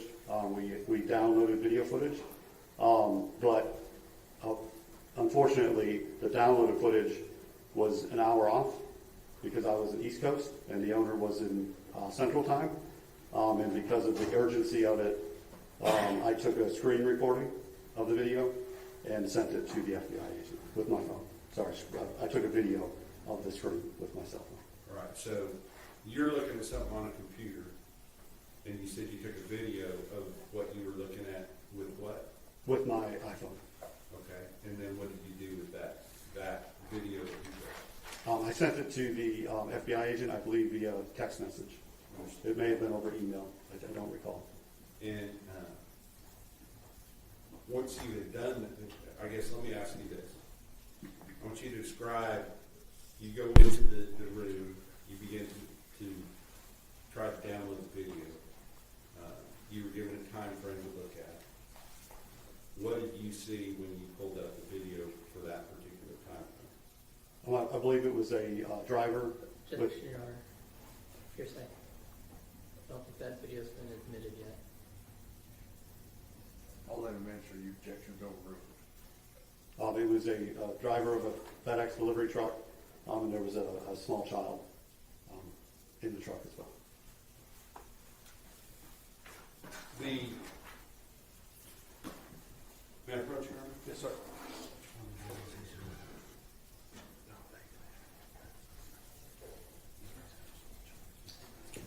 So based upon that, what you saw, kind of what's going through your mind at that point? I don't recall. I mean, I think panic, to be honest. That's why I was having trouble downloading the actual footage, and the urgency from the FBI agent on the phone for them to be able to see what I was seeing. And is this, what date, if you remember, is this taking place on? I believe this happened on December 1st. So this would be Thursday, December 1st, one day after Wednesday, November 30th, 2022, is that right? Yes, sir. Okay. So once you send that video, did you stop there with what you were doing? On that day, yes, sir. Okay. So did you do anything else with regard to doing any research related to this particular situation? So on the following day, I had seen on the news that they were still looking for Athena, and I thought, well, there's more that I have access to. So I took it upon myself to pull that vehicle back up in our VTrack platform. I was downloading footage, now knowing the time zone difference, and I started looking into the breadcrumb trail of that vehicle on that day, and I found several locations where the vehicle had stopped in the time frame that the FBI agents were speaking to me about. And so I took screenshots of that and provided that to the FBI agents as well, because I thought it might help in their investigation. And can you describe these specific locations where you determined the vehicle had stopped? I believe one location was at a gas station. One was at a bridge. To me, it looked like there was a boat ramp where it was stopped, and then I think one was just on the side of the road. And did you communicate those, other than just a screenshot, did you communicate those specific locations GPS-wise to FBI agents? Yes, sir. All right. So once you have done that, did you receive some further communication from investigators related to how to access the data, the complete data off of the SD card from that particular camera? Yes, sir. I was contacted by the Texas Rangers. And do you remember the person that you spoke to? Joe Espinosa. All right. And when you spoke to Ranger Espinosa, what was the subject matter of that conversation? The subject matter was how to access the video footage that was on the SD card of the camera. And did you give them some specific warnings and admonitions as to how to handle that particular item? Yes, sir. The video format is a proprietary format that's on the storage card, and when you insert that storage card in a Windows computer, it does not recognize it as a valid file format, and you'll be prompted to format the SD card, which in previous situations where we had accident footage or other footage that people wanted to get on the SD card that's detrimental to having the footage, so I had cautioned that there is risk when inserting that into your computer. Okay. And the risk is that if you were to reformat that card, what would happen? It will wipe the card. It will erase what is on the SD card. And so, based upon that, did you and Ranger Espinosa make plans to do something other than just have the detective download that onto a regular computer? Yes. Go ahead. Ranger Espinosa made plans to come to Charlotte, North Carolina, to our facility for us to work together to retrieve the footage from the storage card. And did that take place? Yes, sir. And at that time, were you looking for just a specific time frame on that SD card? My recollection from that day is we were looking for footage because of the UTC time. I believe Ranger Espinosa has a current footage of up until midnight UTC time, which would have been 6 p.m. In Texas, but he did not have the following day UTC, which would have been 6 p.m. to midnight on there, and so we worked to get that footage for him. So the complete day of November 30th, 2022 in Texas time. Understood, because UTC time, it would already have been, at 6 o'clock in Texas, UTC would have been midnight. Yes, sir. It would have been a different day, UTC wise. Yes, sir. So are they separated out like that as far as how the videos are categorized one day and then the next day, but it's in UTC time? On the cameras, they are. Yes. So, once you downloaded the rest of what would have been Central Standard Time, November 30th, 2022, did you give that download to somebody? Ranger Espinoza took that video footage back with him. Okay. Now, were you then contacted later to actually come to Texas to re-examine the SD card with the defense expert present to make sure that the complete download of everything related to the defendant that was on that SD card could be recaptured? Yes, sir. Okay. Can you just kind of explain the process of how that took place and what, if any, special equipment you brought with you in order to make that happen? I brought with me one of the cameras. It's an older model camera that we do not sell anymore, but we had some. And a power supply, because these are usually plugged into a vehicle, so they run on 12 volts and not your standard 110 in an outlet. So a power supply to be able to power that camera, so that we could insert that SD card in that camera and use a USB drive to be downloaded directly from the camera to the USB drive. I'm focusing on the day of November 30th, 2022, Central Standard Time, so that would include part of both days, UTC time. Were you able to recapture all of the video from that particular day, the entire route, from beginning to end, that Mr. Horner was driving that vehicle? We were able to recover all of the video that was on the SD card from that day or days from the camera. I do not recall if there were any breaks where the camera may have turned off. Okay, understood. And let's talk about that before we ask anything else. Are there parameters as to when the camera will turn off in relation to when the vehicle is powered down? Yes, sir. The camera works. It will turn on with ignition. And then when the ignition is off, we have a timer set for the FedEx ISP program. It's for 15 minutes. So the camera will stay powered on for 15 minutes after the ignition has been turned off. And at that point, it will shut down.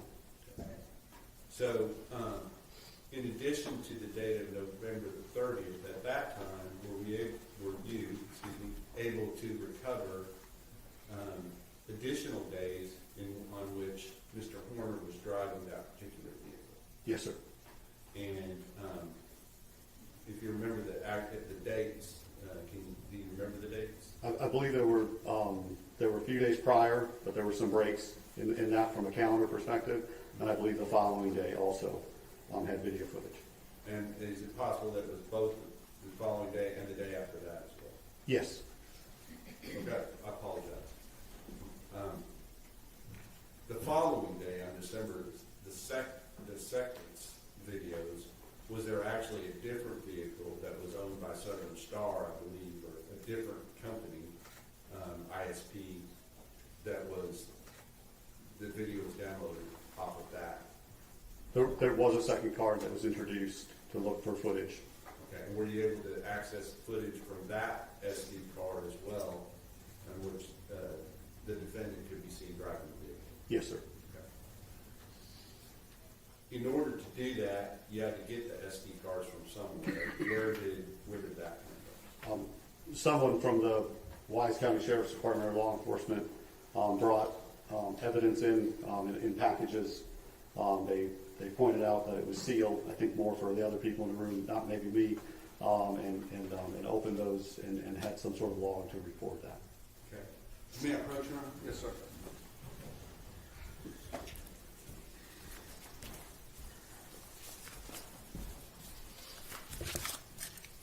I'm going to show you two items. First is, I'm going to do these in order of the exhibit. First is State's Exhibit 95, and the second one is State's Exhibit number 116. And do these appear to be the packages that were opened in your presence where the SD cards were retrieved from? Yes, it's the same type of packaging. And just looking at the different license plates and the time frames, do those appear to be related to the vehicles that we're here talking about? I don't see a license plate. Okay, that's right here. I don't know what the license plates were. The vehicle numbers would be what I identify for myself.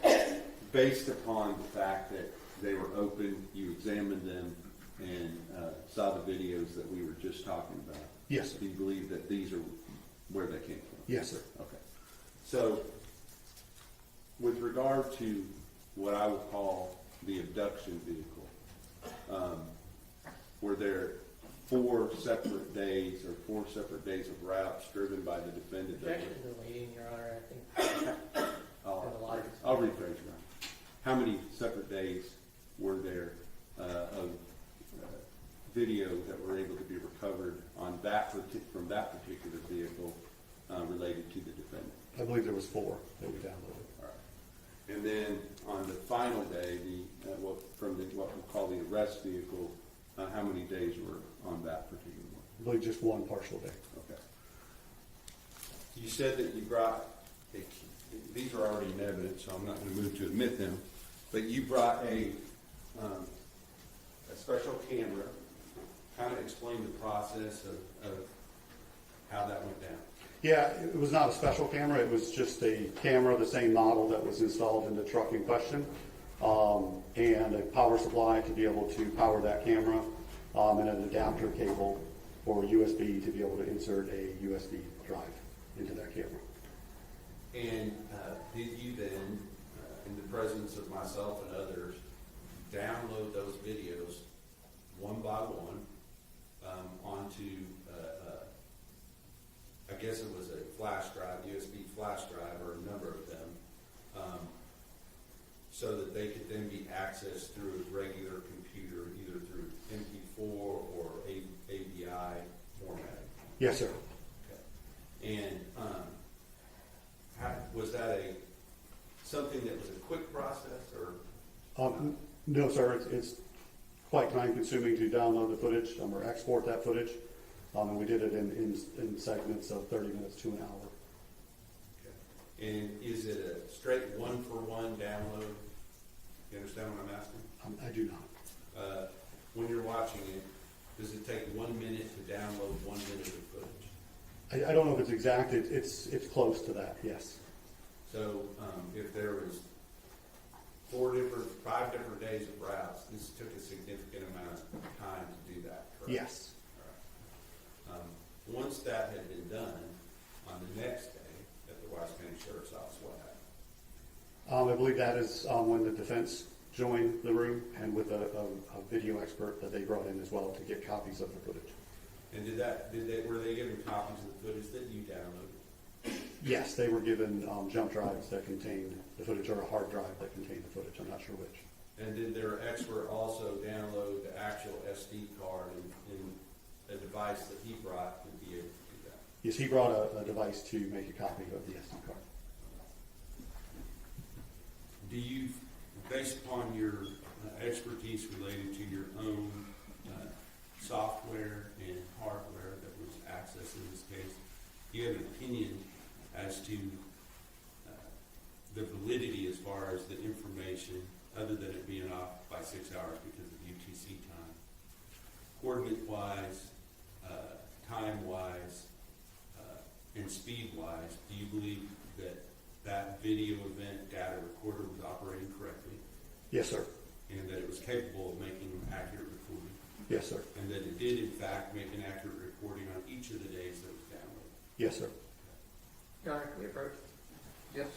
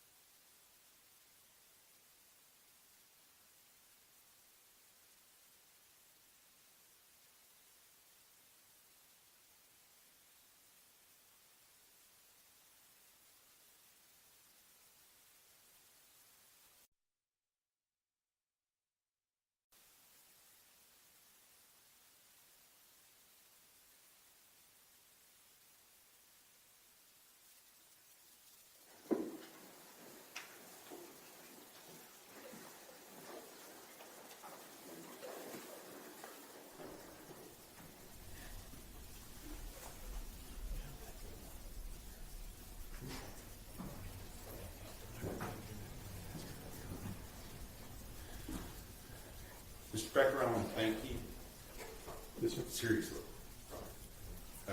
for what you did in this case. Now pass the notice. Cross-examination. Yes, sir. Morning, Mr. Becker. Good morning, sir. Good to see you again. I have a few questions for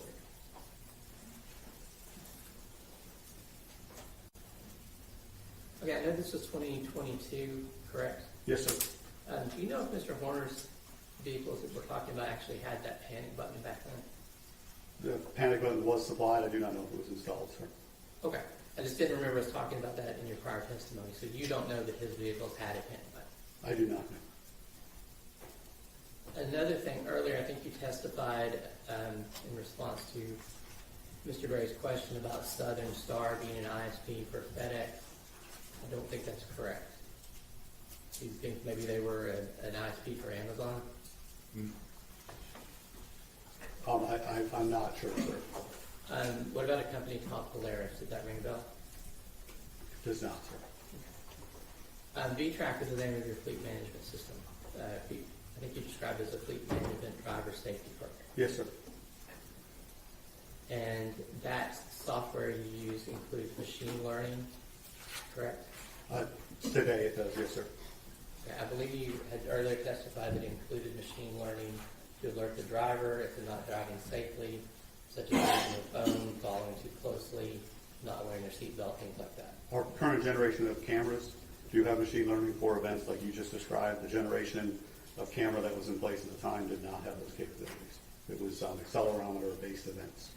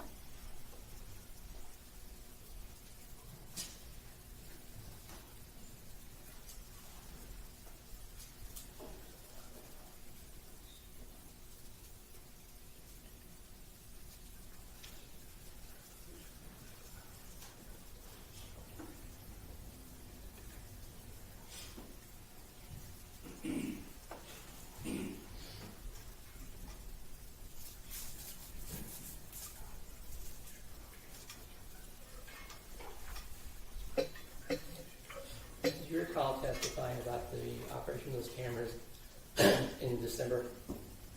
I'm sorry, can you repeat the Do you question? recall testifying about the operation of the cameras in this case in December? I can't recall specifically if that was a question I responded to or not.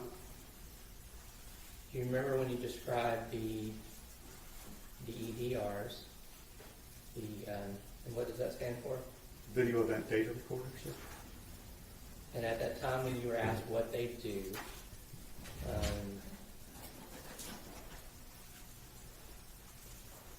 talked about them recording events.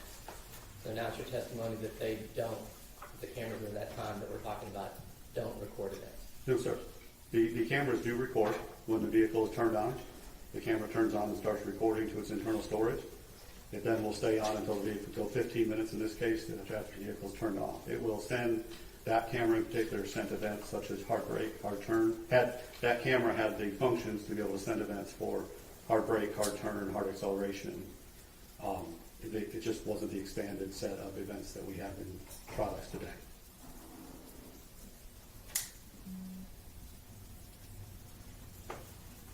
Okay, so it's your testimony today that those cameras only dealt with the driving features of the vehicle, not what the driver was doing. So the events were based on accelerometer events of the vehicle, so G-force of the vehicle. The video footage was forward-facing, driver-facing. As part of the FedEx program, we have a video review center where when those events are retrieved, we review those events and we mark for behaviors.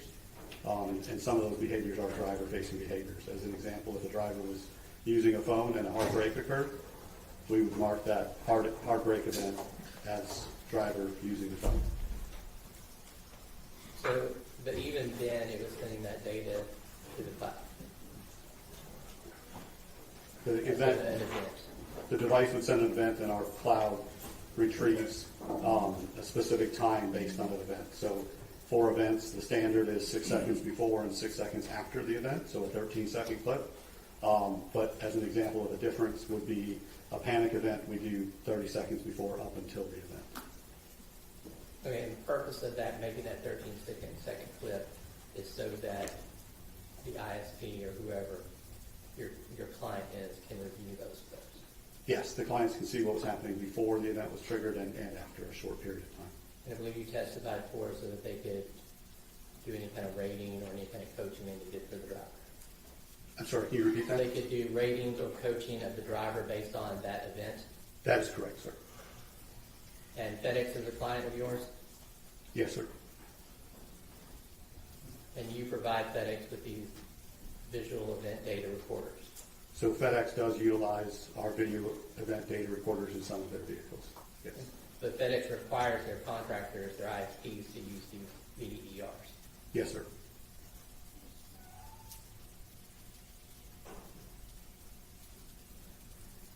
Now, you talked about those contractors for FedEx can remotely pull those videos and download them.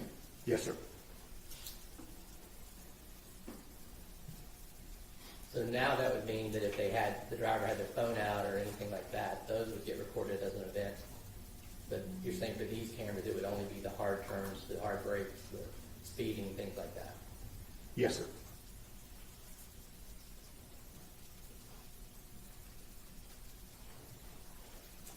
And the contractor we're talking about here was Big Topsmith. Yes, sir. And all of their cameras were equipped with all their vehicles were equipped with Veloster cameras based on the FedEx requirement. I believe that all of their vehicles, I cannot confirm that. It's not a requirement that all vehicles have the same vendor such as Velocity Solutions. The vehicles in question today, though, had your cameras. Yes, sir. And it's your testimony before and today that Big Topson was not using any of those download features.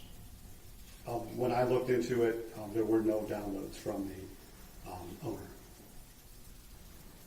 And you testified today that Mr. Davis needed you to access or asked you to access the video for him, even though he would have had access to it. I think I asked for his permission, sir, via the phone.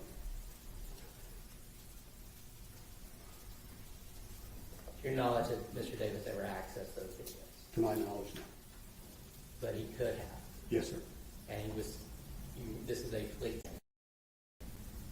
Yes, sir. and it's meant to monitor the driver's behaviors. Yes, sir.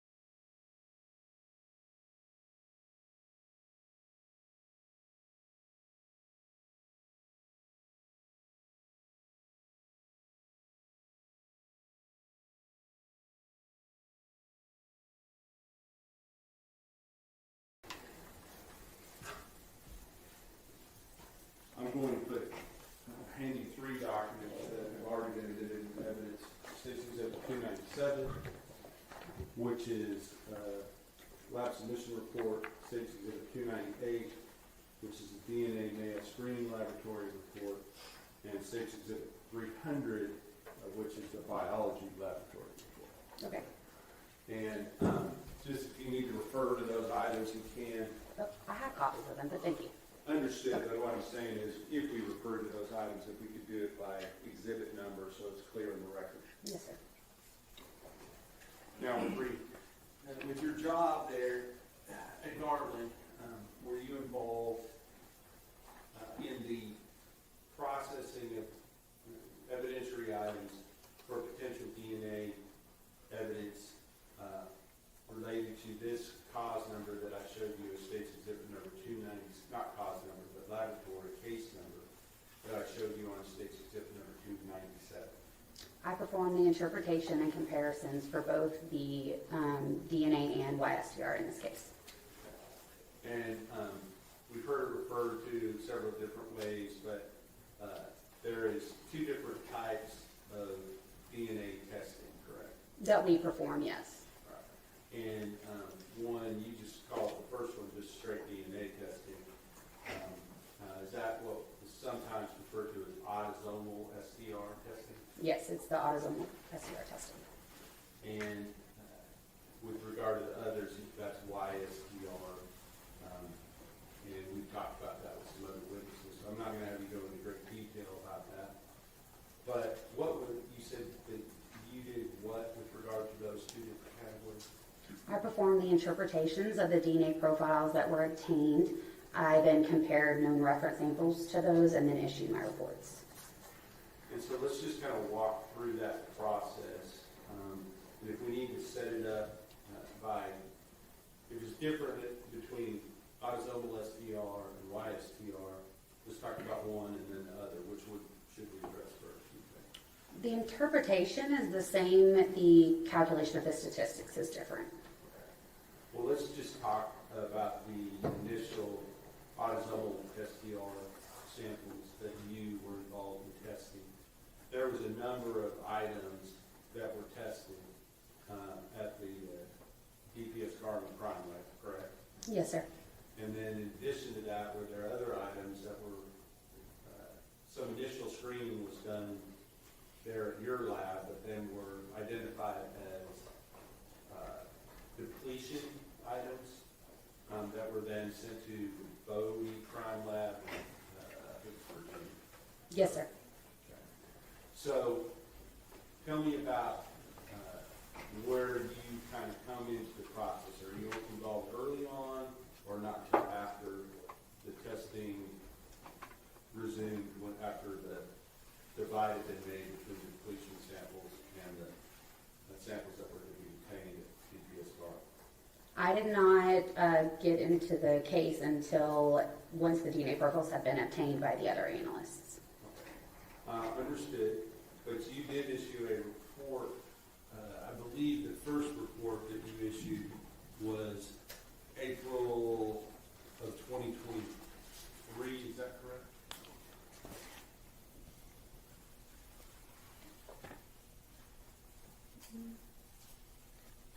Sorry.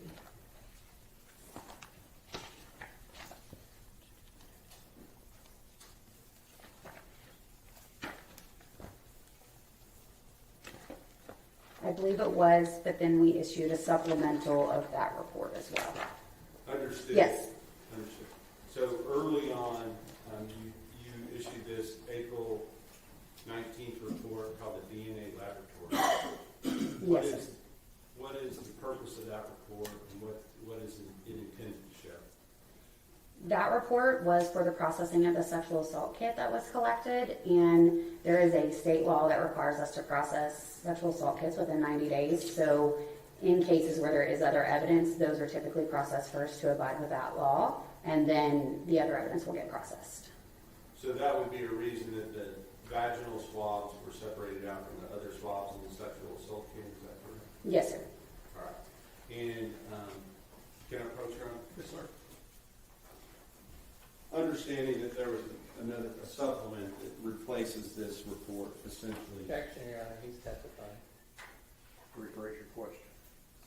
I was just, let me ask the question. The question is State's Exhibit number 299, do you recognize that?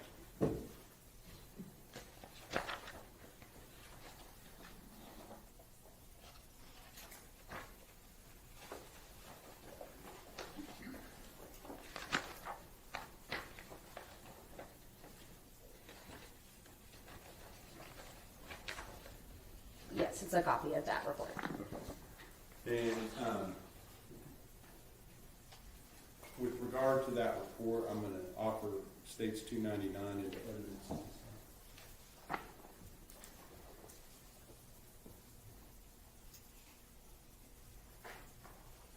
No objection.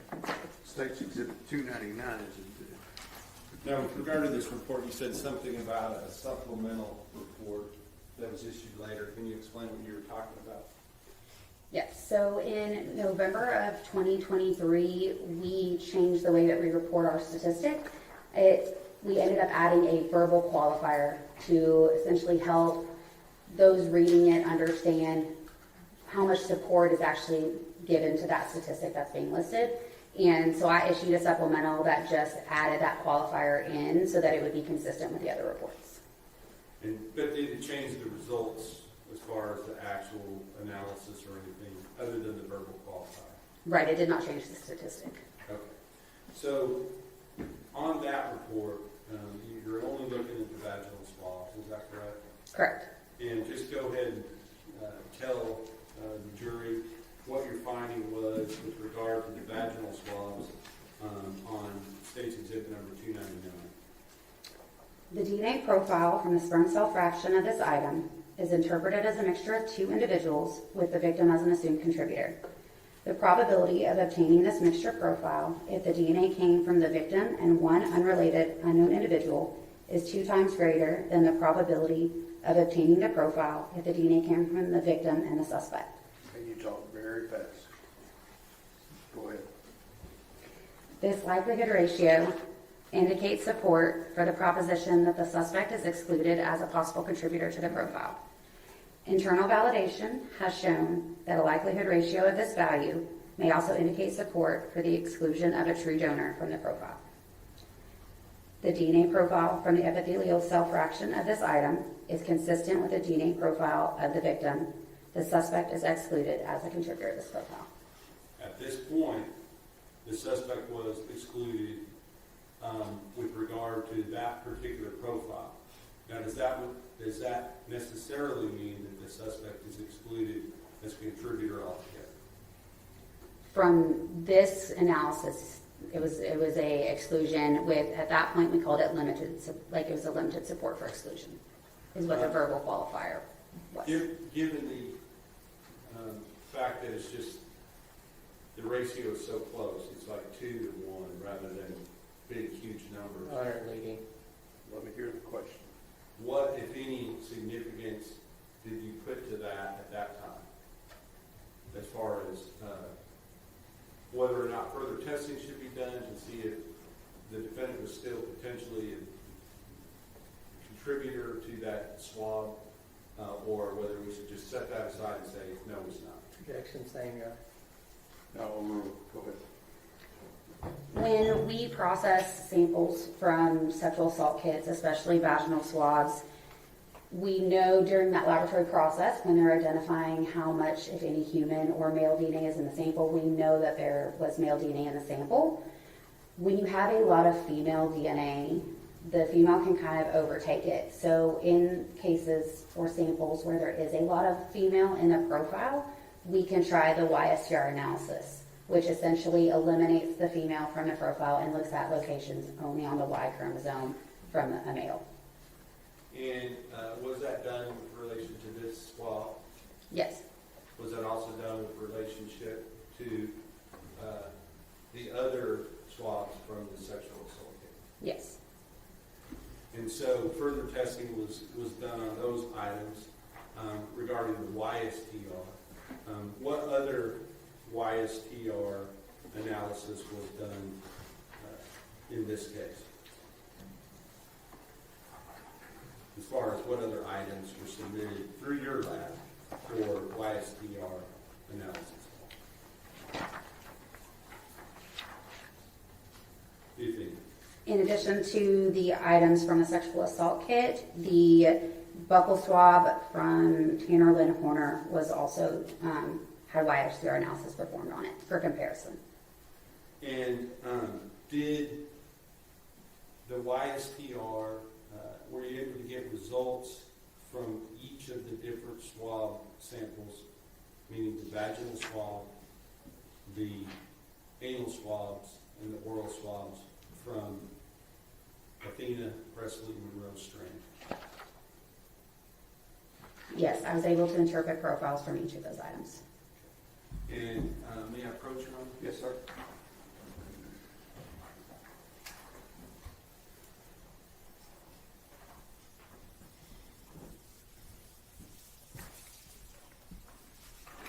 First, I'm going to hand you State's Exhibit number 303. Do you recognize that?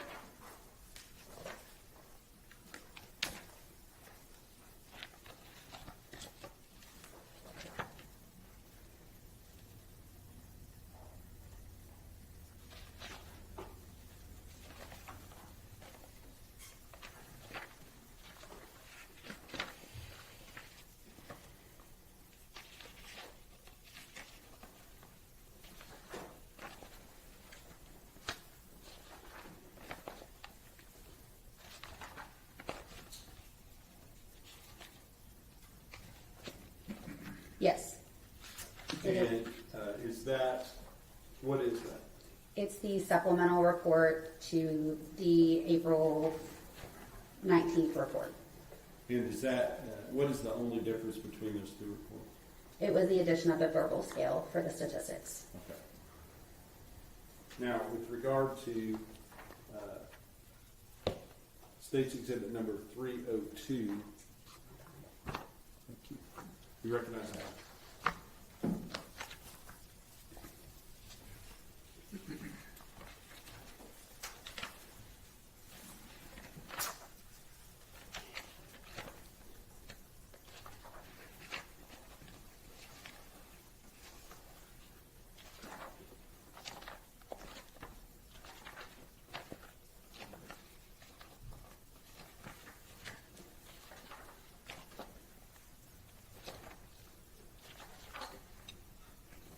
Yes, it is a copy of the YSTR report.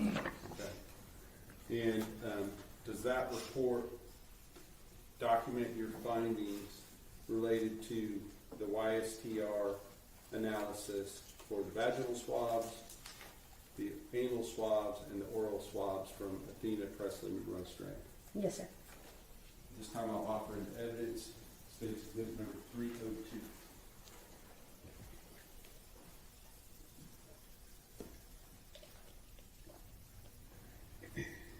Oh, I will also offer 303 as well, which was just referred to. Your Honor, after review these already, no objection to offer. States 302 and 303 were admitted.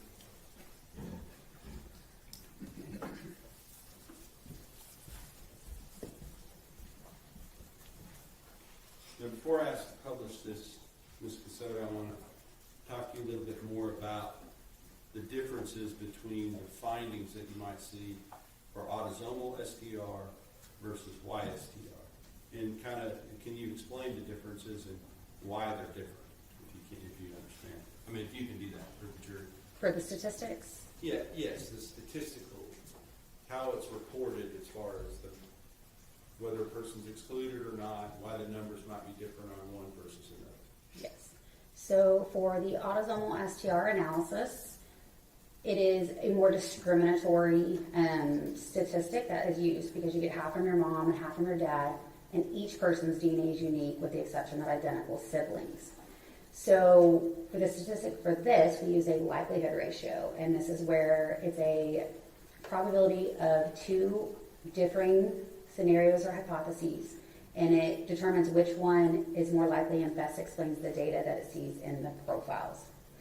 The YSTR, it is paternally inherited, so each male within a paternal lineage will have the same YSTR profile, so it's not as discriminatory. And since there's only one piece of information that we get from each location we look at. The statistic there is what we call a counting method. And that is where we look at a certain database to determine if it's seen within that database, and then we give a confidence interval to help turn that number into how many times, the maximum number of times it should be seen within the U.S. male population. And are the numbers themselves, as far as the statistics, because you said that autosomal STR is more discriminatory, is that what you're? Yes, sir. So are the statistics higher in general than they are generally on the YSTR? The numbers are larger, it's just a completely different statistic. Understood. Okay, so with that understood, let's talk about your report on 302, which is your DNA YSTR laboratory report, admitted into evidence, issue date September 15th, 2025. Do you have that in front of you? Yes, sir. And may I publish, Your Honor? Yes, sir.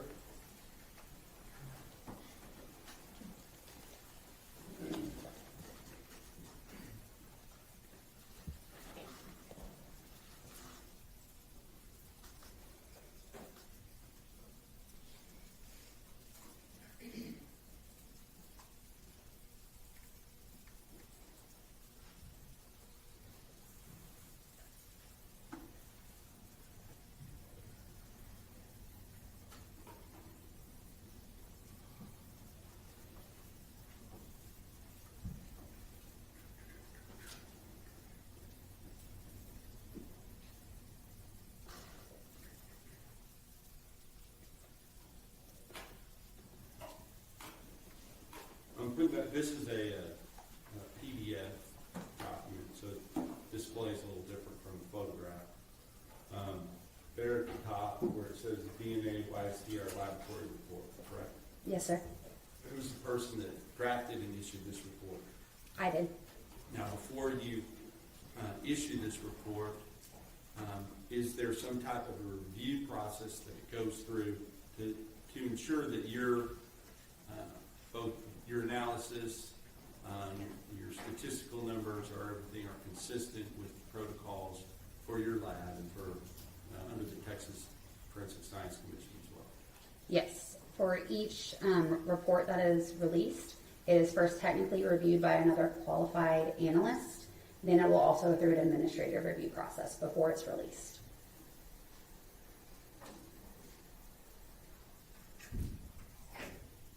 So let's look first of all, it says that 0101AA was used for comparison. What is 0101AA? 0101AA is the right buccal swab 1 from Tanner Lynn Horner. So first we're going to look at item 0201, and what is 0201? 0201 are the vaginal swabs from Athena Monroe Strand. So let's talk about the first paragraph there, the 0201, vaginal swabs from Athena Monroe Strand. If you would read that first paragraph, and then I may ask you some questions about that before we move on to the next one. Okay. The YSTR profile from fraction 1, epithelial cell fraction, of this item is interpreted as originating from a single individual. Tanner Horner cannot be excluded as a contributor of the male DNA profile. The selected profile is found in 0 of 16,388 total individuals within the U.S. database, YHRD version R69. Applying a statistical confidence interval of 95%, this profile is not expected to occur more frequently than 1 in 5,471 U.S. males. In addition, any paternally related male relatives of Tanner Horner cannot be excluded as a contributor of this male DNA profile. And so because of that, if there were no other evidence to tell you one way or the other, that any people that would not be excluded would include who related to Tanner Horner? Can you rephrase that? Yes, I'm sorry, that was poorly phrased. You said certain people cannot be excluded other than Tanner Horner. Who would those people be? So any paternally related male relatives cannot be excluded because the Y profile is inherited paternally. So each male within a paternal line will have the same YSTR profile. And that would include who within his family? Son, father, uncle, grandfather, cousin, as long as they're in that paternal line. Now, a couple other things, YHRD version R69, what's that talking about? That is the database that we use. It is the Y chromosome haplotype reference database, and the version R69 is just the current version. And so, of all the people that were in that database, the 16,000 whatever, no one had this profile, correct? Correct. It was found 0 times. All right. And so how do you do this statistical analysis from 0 of 16,000 to 1 of 5,471? To accommodate for the small sample size that is currently in the YHRD database of 16,388, a confidence interval is used to determine the maximum number of times that this profile would expect to be seen in the U.S. male population. It helps keep it from making it seem like it's maybe more rare than it is because it's 0. So with the 95% confidence interval, it is not expected to occur more frequently than 1 in 5,471 U.S. males. Explain what that 95% confidence interval means. The 95% confidence interval is just that we are 95% confident that that profile wouldn't, the maximum times you would see it would be 1 in 5,471. And it's at the lower end of that confidence interval to make sure that we are being the most conservative in our reporting. Understood. Okay, so talks about from fraction 1, and then the second paragraph we're about to talk about, so it talks about fraction 2. What are those fractions? During the first step of the process, I believe y'all may have already talked about this, but it's the extraction process. This is where we remove any possible DNA from the substrate that it's on, such as a piece of cloth or a swab. And for samples where there could be possible semen present, we do a type of extraction called a differential extraction. This just allows us to essentially try to remove any possible DNA from sperm cells from any other DNA that may be in the sample. And as I spoke of previously, right, with some of those samples from orifices, they can have a lot of the individual's DNA whom it's from. And so that also allows us to try to separate out and get better interpretable profiles.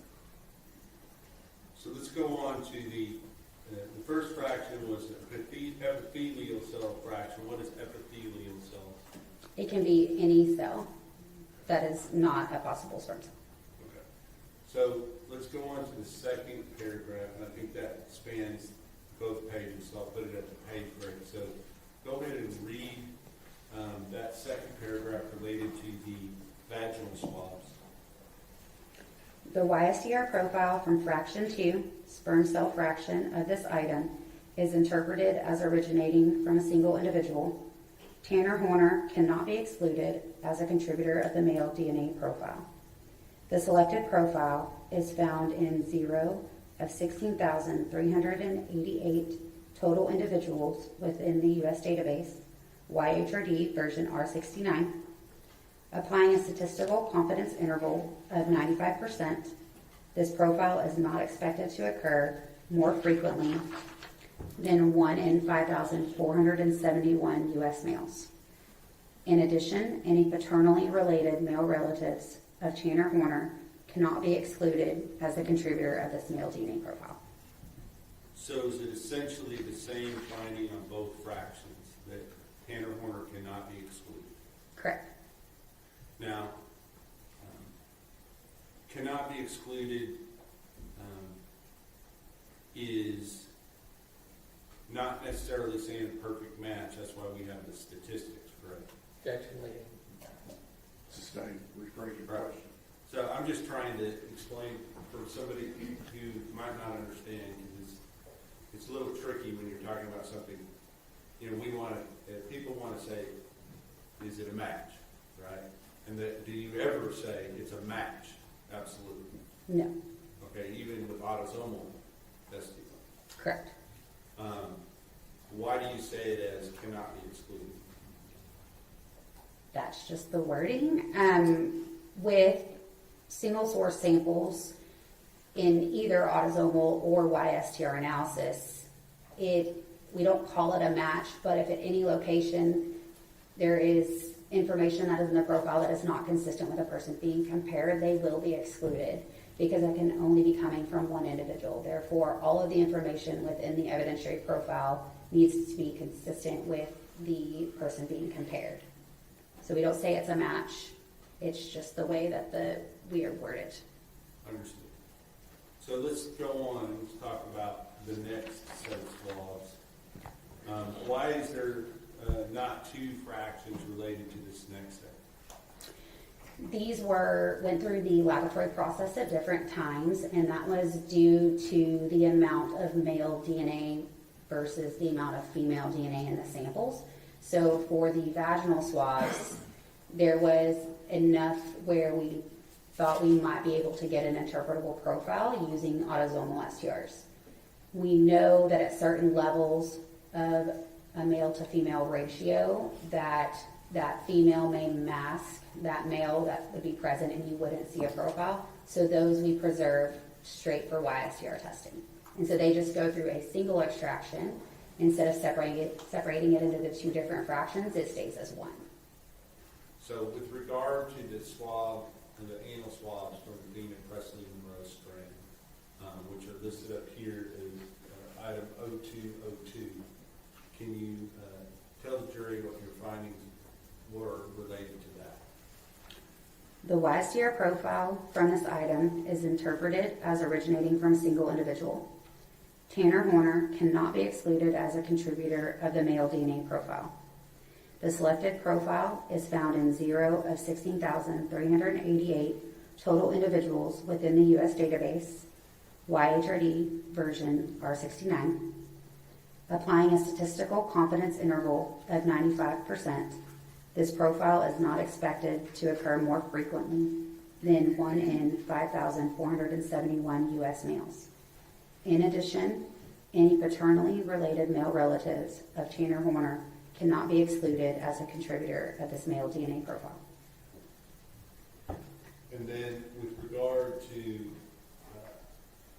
item 0203, the oral swabs from the Dean and Presley Monroe strand.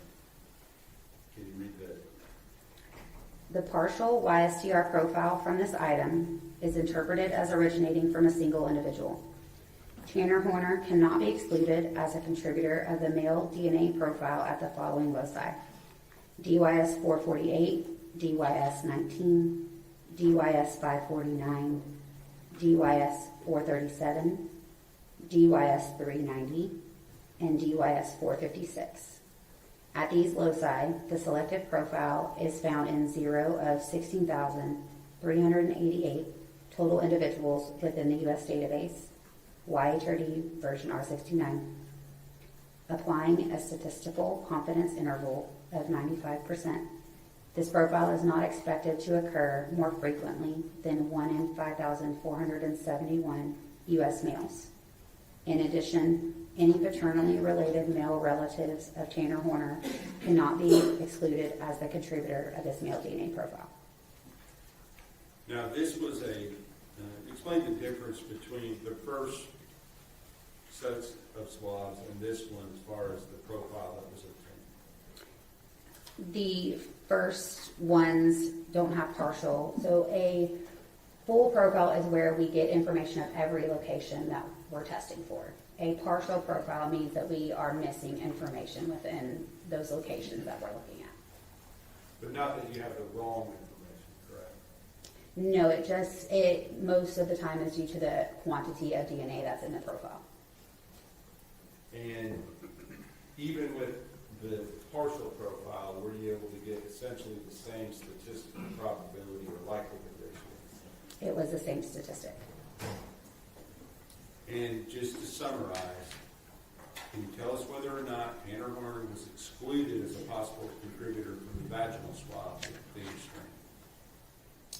He could not be excluded from fraction 1, the epithelial cell fraction, or from fraction 2, the sperm cell fraction. And can you tell us whether or not he can be excluded from the anal swabs of Athena Strand? He could not be excluded. And can you tell us whether or not he could be excluded from the oral swabs of Athena and Presley Monroe Strand? He could not be excluded.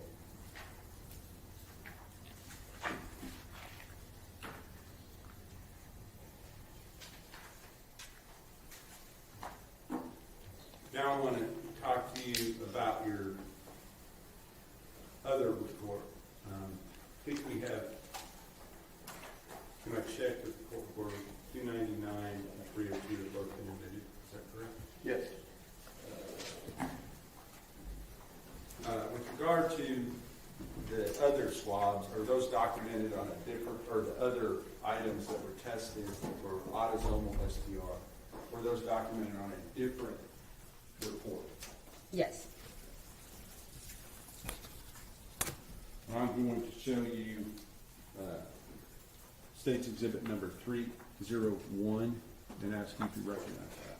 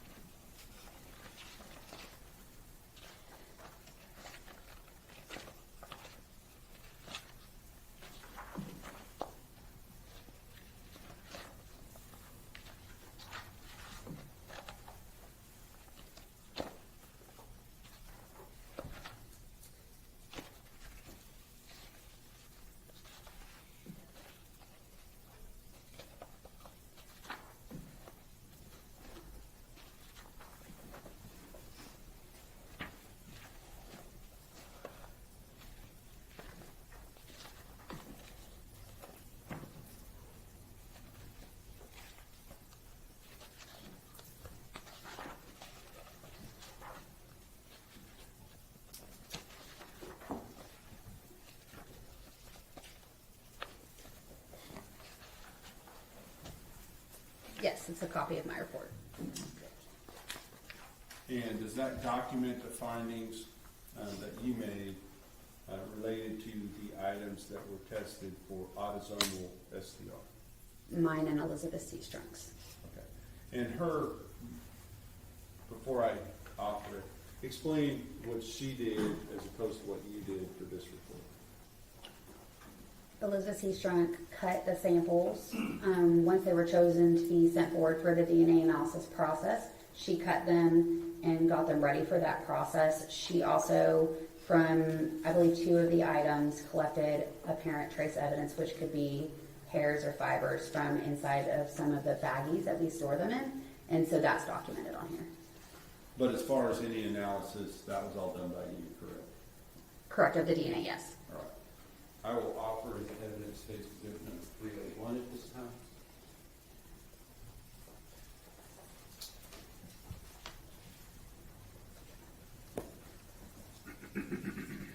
No objection. State's Exhibit 301 is admitted. And may I publish it? Yes, sir.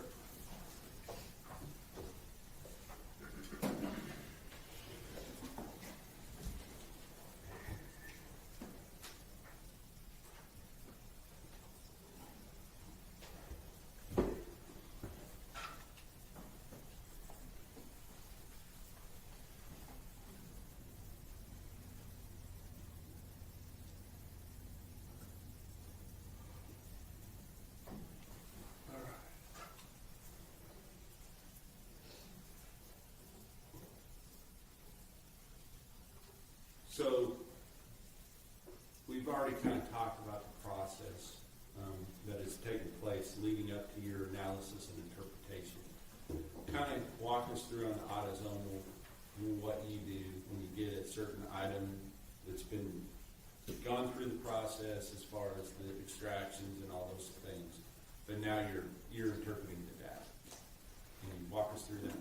Yes, so similarly to the YSTR profiles, when I get a profile, I will look at it, determine if it's partial or full, whether or not we got information on all of the locations or only some of them. I will also then try to determine how many individuals I believe are contributing to that profile. Then I will run it through a program called StarMix. This is a probabilistic genotyping software that just aids the analyst in separating out any possible contributors within a mixture profile. And then if there is a known reference to compare to, it will also provide a statistic, the likelihood ratio that I spoke about. Now, on the autosomal STR analysis, let's just kind of start going through your report, and I want to make sure we understand what you dealt with. So, you're taking one of the. Let me ask you about the profile from the DNA swab, the buccal swab from Tanner Horner.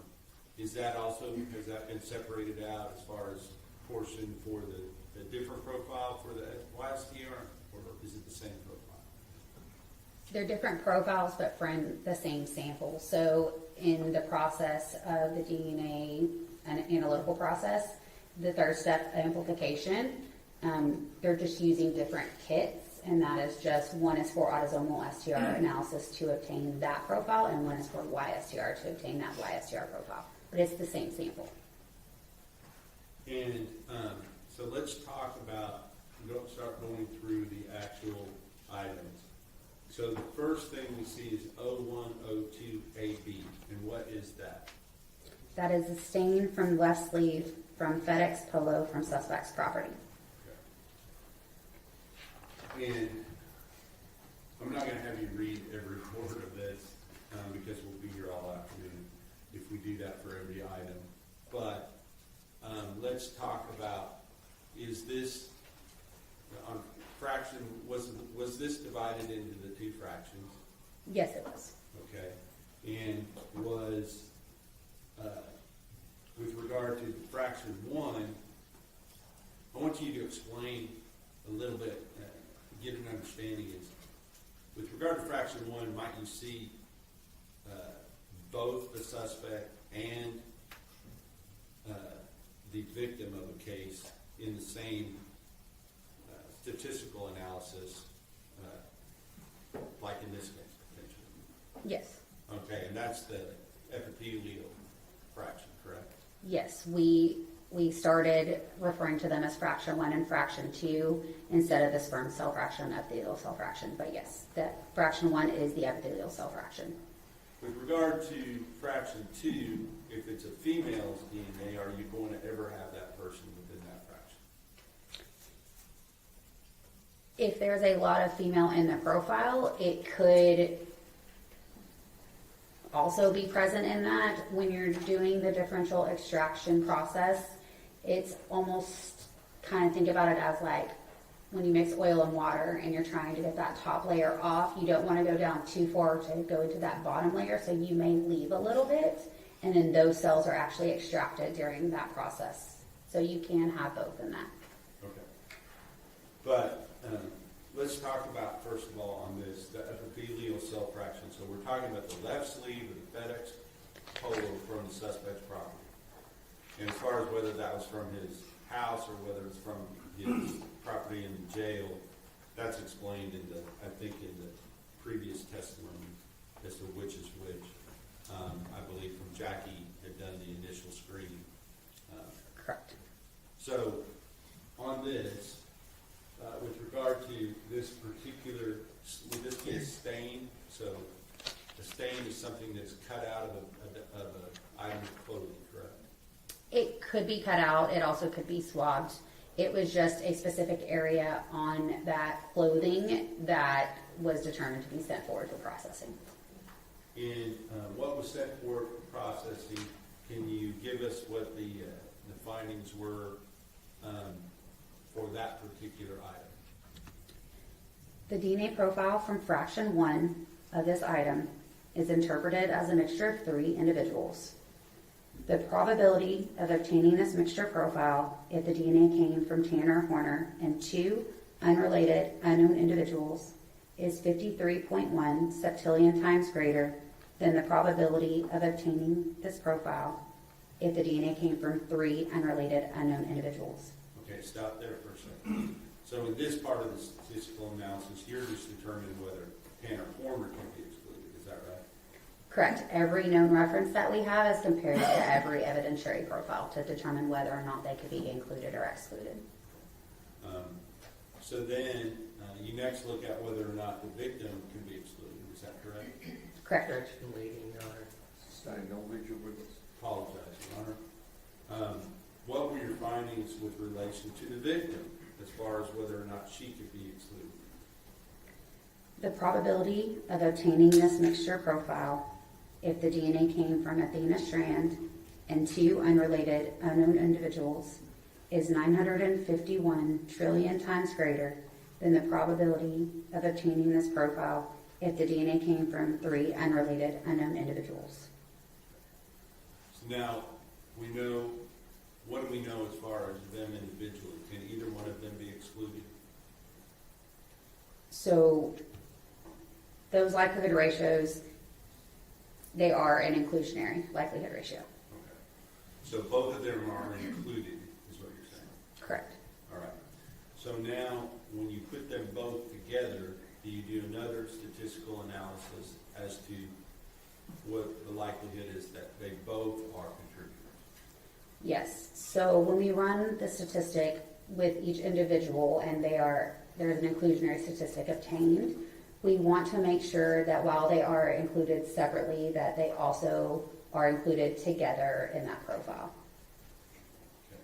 Okay. And what was the likelihood with regard to both of them being included in the profile?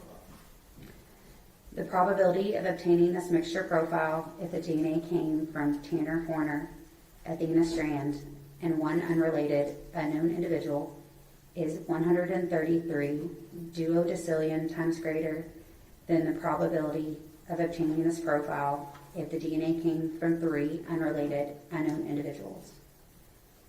These likelihood ratios indicate very strong support for the propositions that Tanner Horner and Athena Strand are both contributors of the profile.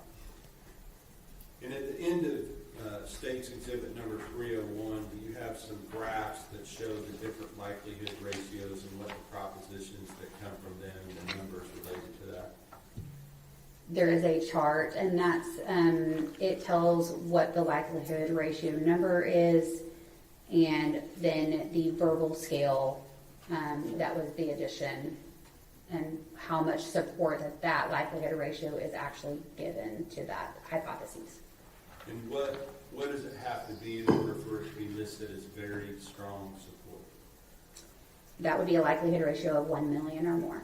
Okay, and in this case, I believe you stated it was 133 duodecillion times, correct? For the co-contributor statement, yes. For both of them being contributors, Correct. as opposed to 3 unrelated. Is that right? Correct. So, with that, can you kind of give us a frame reference for what duodecillion means? Because that's not a number I think a lot of us use. No, so a duodecillion is a 1 with 39 zeros. A billion is a 1 with 9 zeros. A trillion is a 1 with 12 zeros. So it kind of, those are numbers that you may be able to grasp. So, now we're going to go down through, kind of use that as a framework with which to discuss the other statistical findings from the different stains. So there is, the next item is O1 and O2 AD. Is that another stain from the same shirt? Yes. Okay.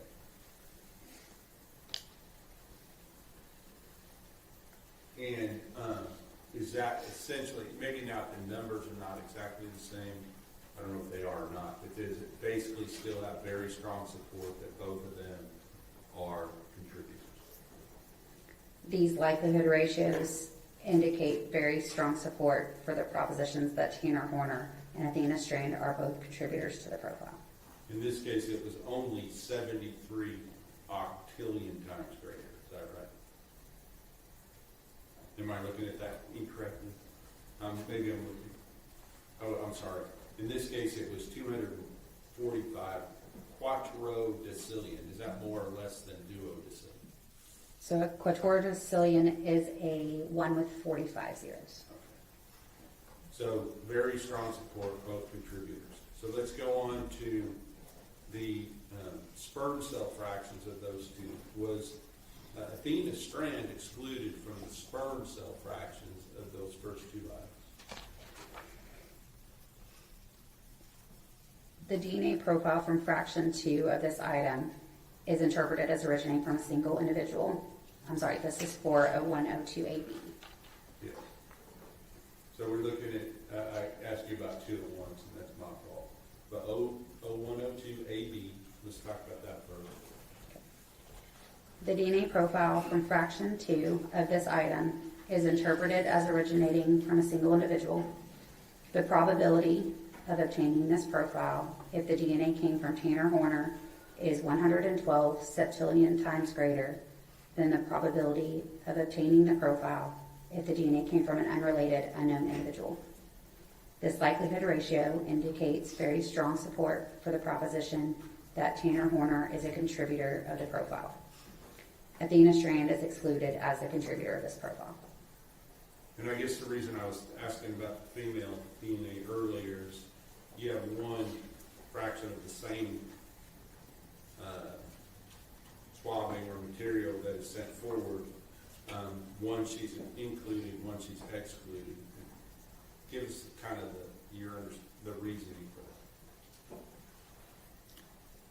You understand what I'm saying? You got the epithelial section, you got the sperm cells fraction. One she's strong, very strong support. She's one of the contributors versus the other she's excluded. Correct. So, is that because it's really just looking for male DNA? Objection leading. Sustained, don't leave your witness. Yeah, reasoning for that is there? It could be that it doesn't separate it by male, and the extraction process itself is made to try and separate any possible sperm cells. That doesn't mean that it is from sperm cells, it's just that it's possible sperm cells. And like I said, there could be that bleed over where someone could be included in it, but we can't say what exactly type of DNA that sample is from. But on these two samples that we've talked about so far, when the sperm cell fraction was separated out, can you tell us whether or not Athena was actually excluded from the sperm cell fraction? She was for a 102AB, she was excluded. And what about the next one, a 102 AB? The DNA profile from fraction 2 of this item is interpreted as originating from a single individual. The probability of obtaining this profile if the DNA came from Tanner Horner is 116 septillion times greater than the probability of obtaining the profile if the DNA came from an unrelated, unknown individual. This likelihood ratio indicates very strong support for the proposition that Tanner Horner is a contributor of the profile. Athena Strand is excluded as a contributor of this profile. Okay, now let's talk about, we know that the first several swabs or cuttings that were sent forward were from the FedEx polo from the suspect's property, correct? Correct. So that would include 102AB, AD, AE, AF, and AG, and a H and AI as well, correct? Correct. And were those similar findings on the others as what we've already described? I mean, I don't want to go, maybe I won't ask you to compare it, because I know you gotta read the whole thing if I did. Correct. So what I'm gonna do is just say, those come from the same item of clothing. So essentially, the results that we've already received kind of give us the information we may want to know about that particular clothing item. Your Honor, objection I leading. was gonna say, is there a question? Let me move on. Let's move on. Let's move on from the polo shirt. Now let's talk about the swabbing of the stain from the inside of the gray sweatshirt from the suspect's property. Okay. What were the findings related to that item on the autosomal STR? For 0103 AA, Is that one, some of these, I don't necessarily, if there's not findings that connect both the two, I'm going to skip over those. Is that one,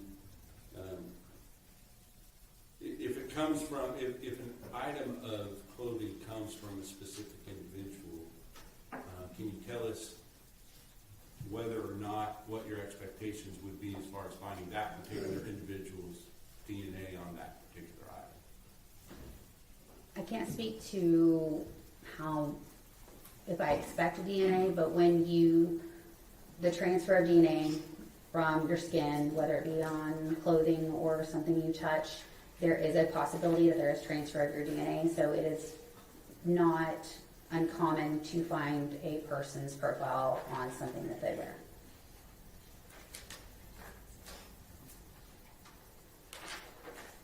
All right, I'm going to skip all the way down to some of the swabs that were collected in the truck. I'm going to look at, go down to 0115 AA.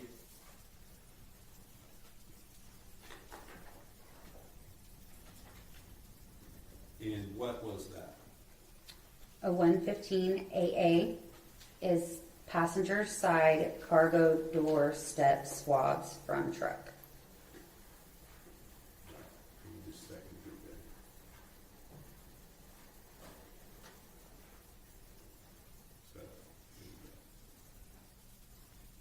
So this would be a swab, is that correct? Correct. And can you give us the findings for that particular swab from the passenger side cargo door step from the truck? The DNA profile from this item is interpreted as a mixture of 3 individuals. The probability of obtaining this mixture profile, if the DNA came from Tanner Horner and 2 unrelated unknown individuals, is 894 quintillion times greater than the probability of obtaining this profile if the DNA came from 3 unrelated unknown individuals. This likelihood ratio indicates very strong support for the proposition that Tanner Horner is a contributor to the profile. The probability of obtaining this mixture profile if the DNA came from Athena Strand and 2 unrelated unknown individuals is 8,640 times greater than the probability of obtaining this profile if the DNA came from 3 unrelated unknown individuals. This likelihood ratio indicates moderate support for the proposition that Athena Strand is a contributor to the profile. The probability of obtaining this mixture profile if the DNA came from Tanner Horner, Athena Strand, and 1 unrelated unknown individual is 17 octillion times greater than the probability of obtaining this profile if the DNA came from 3 unrelated unknown individuals. This likelihood ratio indicates very strong support for the proposition that Tanner Horner and Athena Strand are both contributors to the profile. Going on down to 0115 AE, the passenger side wheel well. Can you read that as well? The DNA profile from this item is interpreted as a mixture of 3 individuals. The probability of obtaining this mixture profile if the DNA came from Tanner Horner and 2 unrelated unknown individuals is 10.5 million times greater than the probability of obtaining this profile if the DNA came from 3 unrelated unknown individuals. The probability of obtaining this mixture profile if the DNA came from Athena Strand and 2 unrelated unknown individuals is 334 trillion times greater than the probability of obtaining this profile if the DNA came from 3 unrelated unknown individuals. The probability of obtaining this mixture profile if the DNA came from Tanner Horner, Athena Strand, and 1 unrelated unknown individual is 2.59 octillion times greater than the probability of obtaining this profile if the DNA came from 3 unrelated unknown individuals. These likelihood ratios indicate very strong support for the proposition that Tanner Horner and Athena Strand are both possible contributors to the profile. Thank you, Ms. Casoda. At the time that you were working on these items and obtaining the results in your report, had the depletion items also been sent to the boating lab in Gorton, Virginia? Yes. Okay. And somewhat close in proximity in time, did they also come back with the results from their analysis of those items? I believe so. Okay. And may I approach Your Honor? Yes.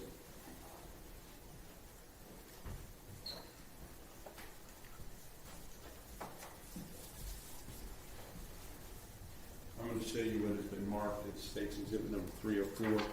Would you look in that and see if you recognize that or have seen that before?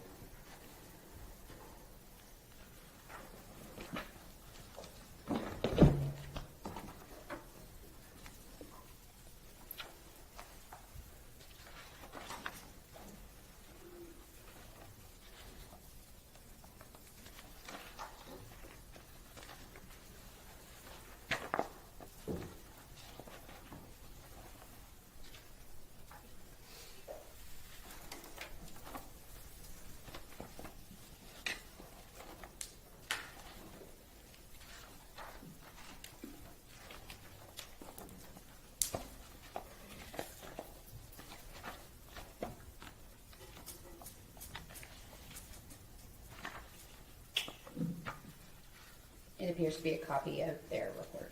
Okay.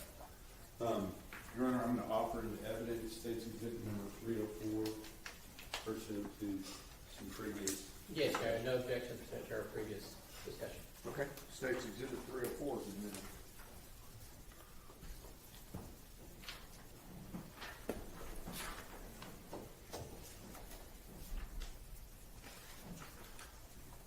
So, on this report, do you have a copy of this? I do. Okay. And I'd like you to look at just 2 specific items, and that would be the what was from our lab. I believe it was 0112AB01. The swabbing from the right hand fingernail clippings and clipper from Athena Presley Monroe Strand. And then the next item, 0102AC01, swabbing from the left-hand fingernail clippings from Athena Presley Monroe Strand. 12 AC. 0112AC01. Is that good? Yes. All right. So if you can find those in the results, I'd like to just read their results in related to those items.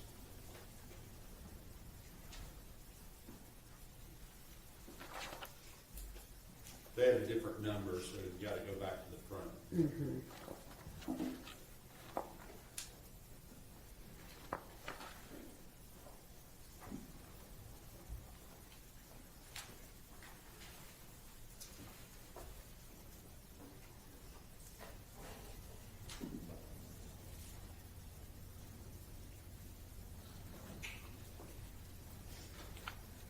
So there's some results at the beginning. Were those YSTR or were those autosomal STR? There was male DNA screening conclusions. Okay. I'm not worried so much about that. I want to look at page 4 on the YSTR profile obtained from those items. Can you read the results on those? Their report states samples CCX2517-0764-E-05 and CCX2517-0764-E-06 were processed for DNA typing by analysis of short tandem repeat STR loci specific to the male Y chromosome, also called YSTRs, using the PowerPlex Y23 kit. All right. So if you go down to part 2, under there, where it says a YSTR profile was obtained from the sample ending in 05, which corresponds, if you look at the first page, what does that correspond with? That corresponds to 0112AB01, which was the swabbing of right hand, fingernails, clippings, and clipper from Athena Strand. And what was the result, looking back at page 4, with regard to the YSTR profile obtained from that item? The report states a YSTR profile was obtained from sample CCX2517-0764-E-05, male 1 in parentheses. Tanner Horner cannot be excluded as a possible contributor of the YSTR profile obtained from sample CCX2517-0764-E-05. The YSTR profile obtained is at least 1,923 times more likely to be observed if it originated from Tanner Horner than if from an unknown, unrelated male individual from the U.S. population.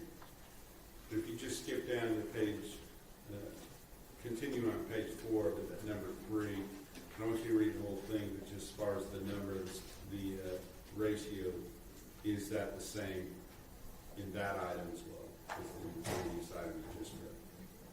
I'm sorry? Is the number of not 1,923 times more likely to be observed if it originated from Tanner Horner, is that the same on that item as it was under item number 2? That number is the same. Yes, okay. The item is different, but the number is the same, is that right? Correct. All right. Are there other results in this report as well from different items that were tested? Yes. Okay. But that report is now in evidence and the jury can see that for themselves. So with that, Your Honor, I believe I am ready to pass the witness. Briefly, Your Honor. Good afternoon, Ms. Casetta. Good afternoon. Good to see you again. Thank you for coming in today. Just want to ask you a couple of follow-up questions, okay? Yes, sir.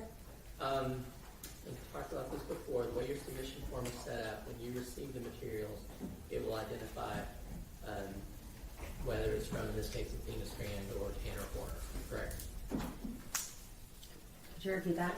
Yeah, when you, materials come in, it'll say that it's sample believed to be from the suspect, or is it sample believed to be from the victim, correct? For both, like known samples or from evidentiary samples? I think for both, because the evidentiary samples, I believe, illustrate like shirt from defendant's locker, right?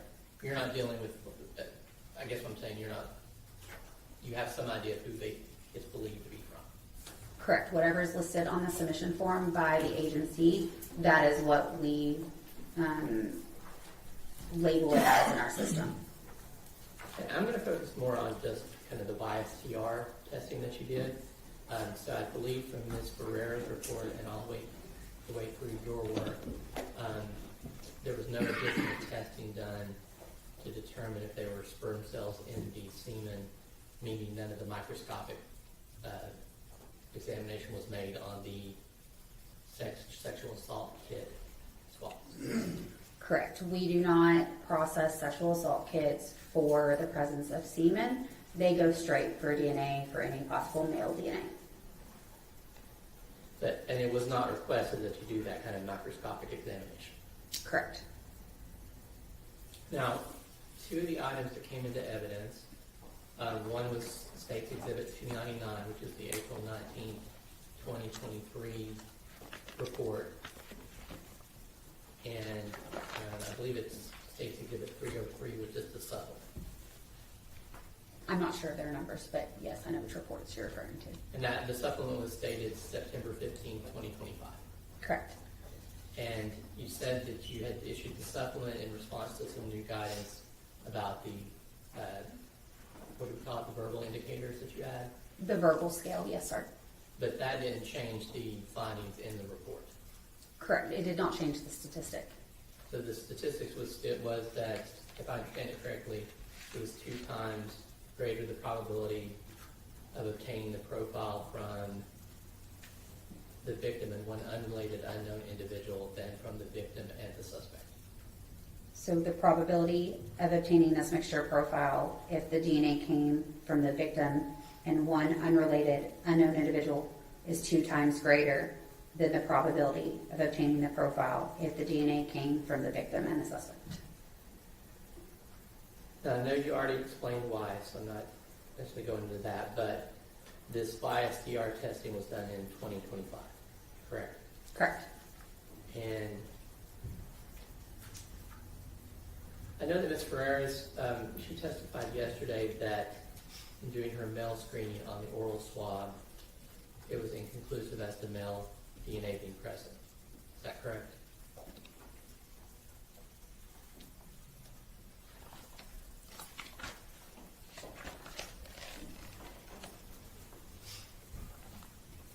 Her report states the detection of male DNA on this item was inconclusive utilizing the Flexer HY quantification kit due to the low male quantification value. The item was collected and retained. That's the same swab that you used in your testing, correct? Correct. Now, earlier when you were testifying about the persons who are not excluded, you talked specifically about male relatives of the defendant. Correct. But that wasn't, the statistics are a little confusing. The 1 in 5,471 U.S. males means that there are other males that would not be excluded as well. That is a possibility. Because there's, I don't know how many males in the U.S., but 150 million plus. Correct. It's used to put the statistic of 0 in 16,388 into the maximum number that it could possibly be seen within the U.S. male population.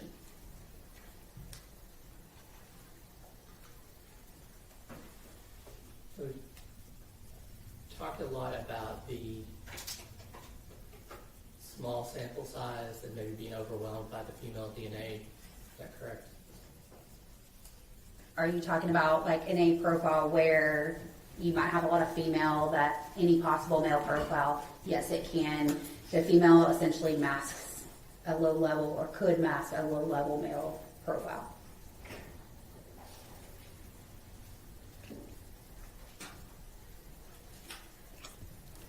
Now, when we talked about separating it into fraction 1, the epithelial fraction, fraction 2, the sperm fraction, but you testified today that that doesn't necessarily mean that all of the DNA in the sperm fraction is from semen. Correct. And probably the same with the epithelial side. You can't know all the sources of DNA, but you're trying to separate them. Correct. Do you know, if I said a single drop semen contained roughly 1 million sperm cells, 750,000 sperm cells. Do you know if that would be roughly accurate? I think that could be dependent on a lot of factors that I probably can't. Some people make more sperm than others. Some could have low sperm counts. That I can't really answer that. Okay. So you wouldn't necessarily know if on average ejaculate would be around 300 million sperm cells. I'm not aware of the number. So on the measurements that you made for the vaginal swab, is the DNA roughly 1 nanogram For which one? I'm sorry. for the vaginal swab?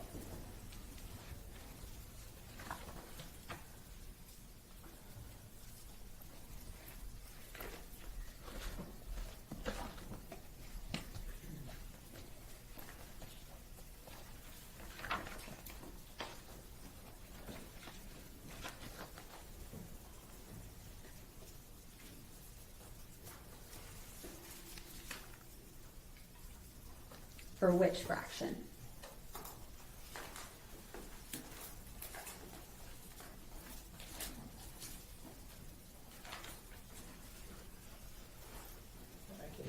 May I approach on? Yes.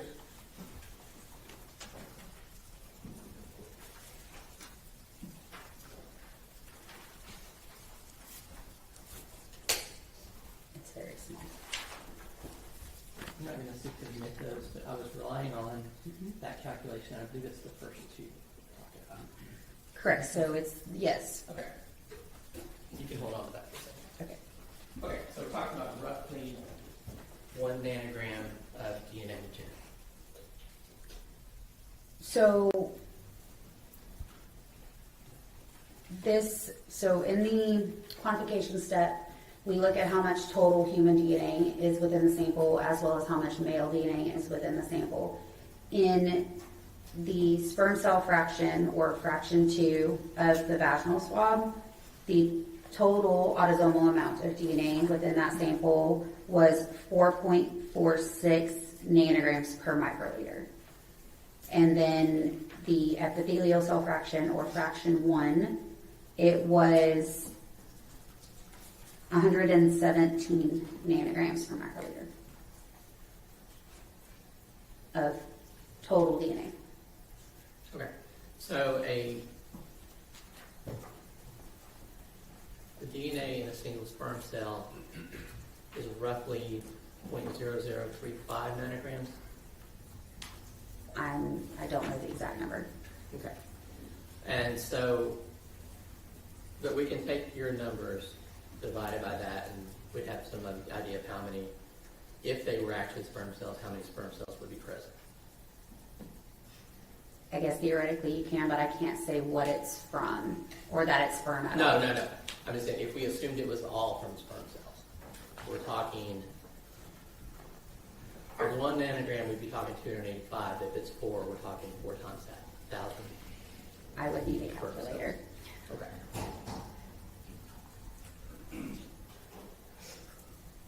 Now, you are obviously not involved in actually collecting those swabs, correct? That's from the autopsy. Correct. And we talked before, and I talked to Ms. Kelly a little bit about the portions of your job that are kind of subjective, why we need a human interpreter. Can you talk a little bit about that, please? The interpretation itself can be subjective. I'm based on your training and your experience.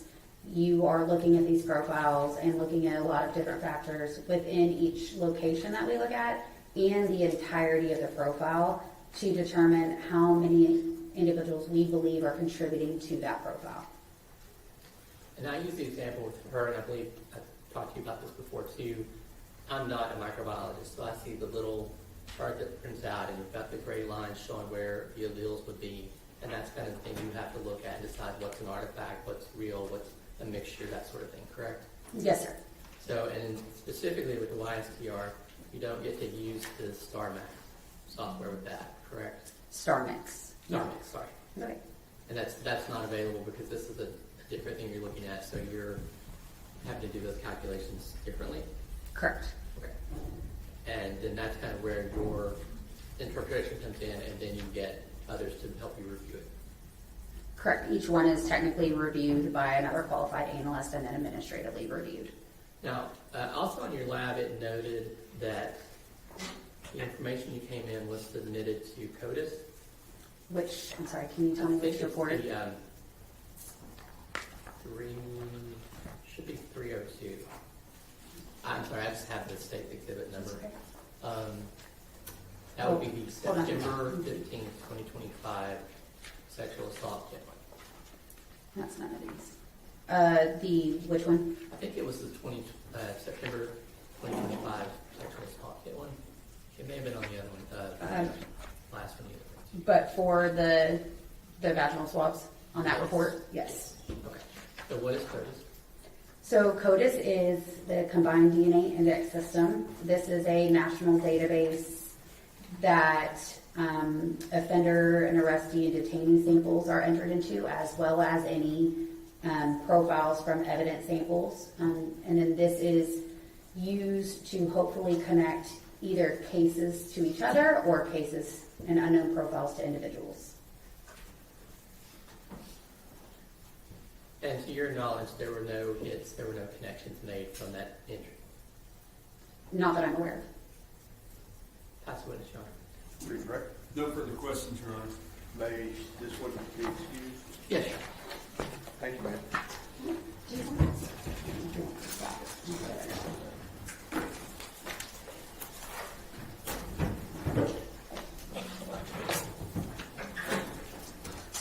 Let's take our afternoon break, okay? Call you back in 10 minutes to 3.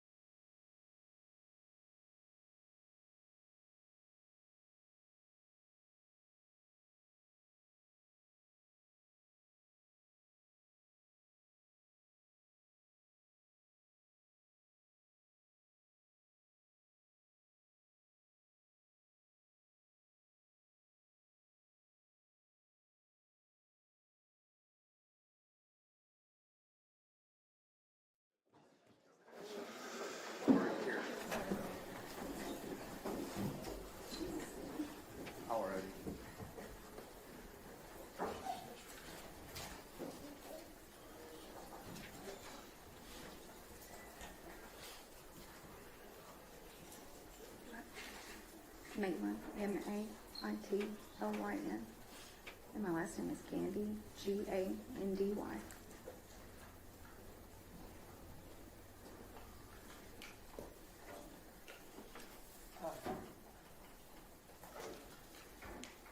We want in the record, so.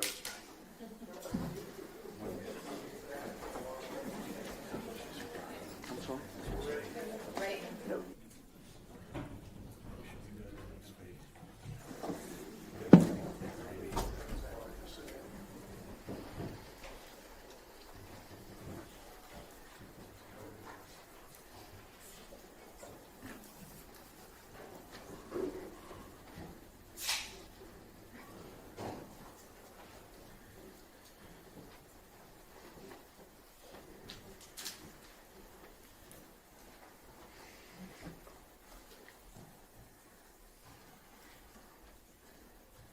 Everyone may be seated.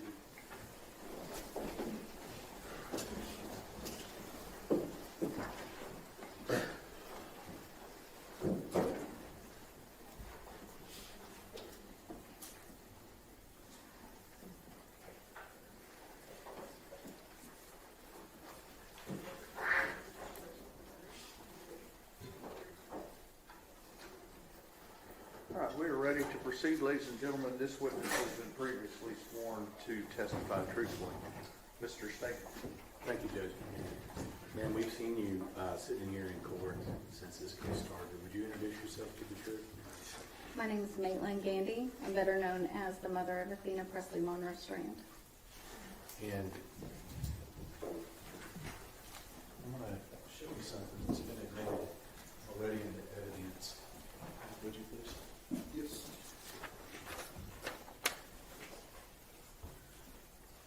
Ms. Thompson talked about this picture here, and I want to ask you, she mentioned that she had a little grin on his face. Do you have a better explanation about why she has a grin on her face?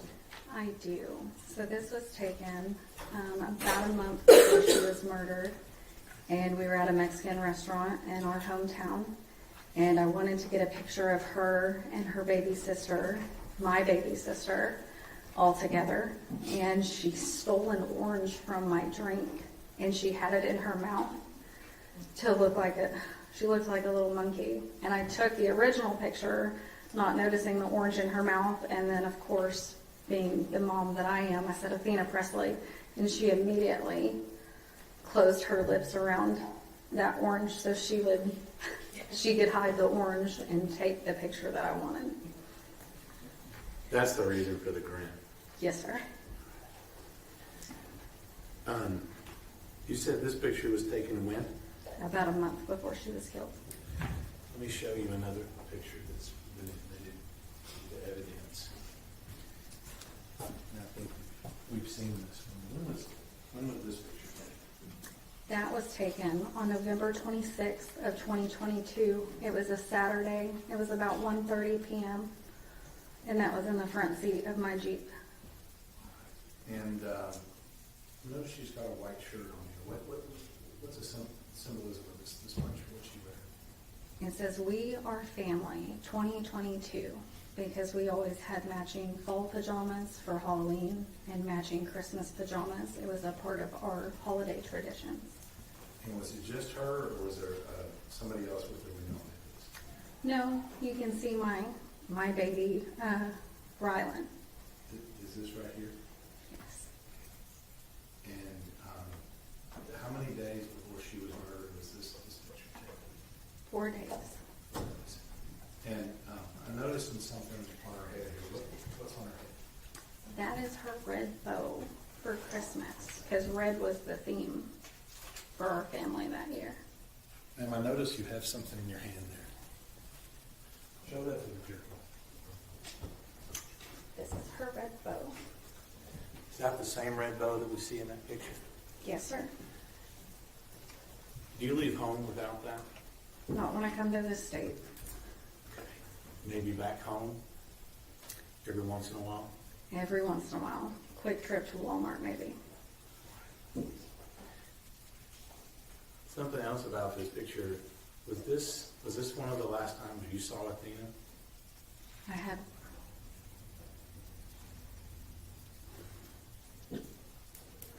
a little bit more than 24 hours left with her. I just didn't know it at the time.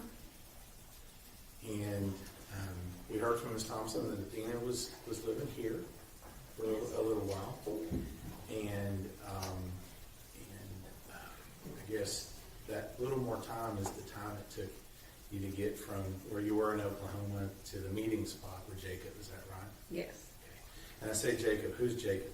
Jacob is Athena's daddy. Okay. And where do y'all normally meet? ASAP in Bowie, Texas. Okay. Is that a convenience store? It's a gas station of sorts. It's gotten better over the years. Okay.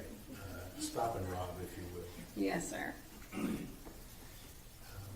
so y'all exchange on that day, right? We exchanged Sunday, November 27th of 2022.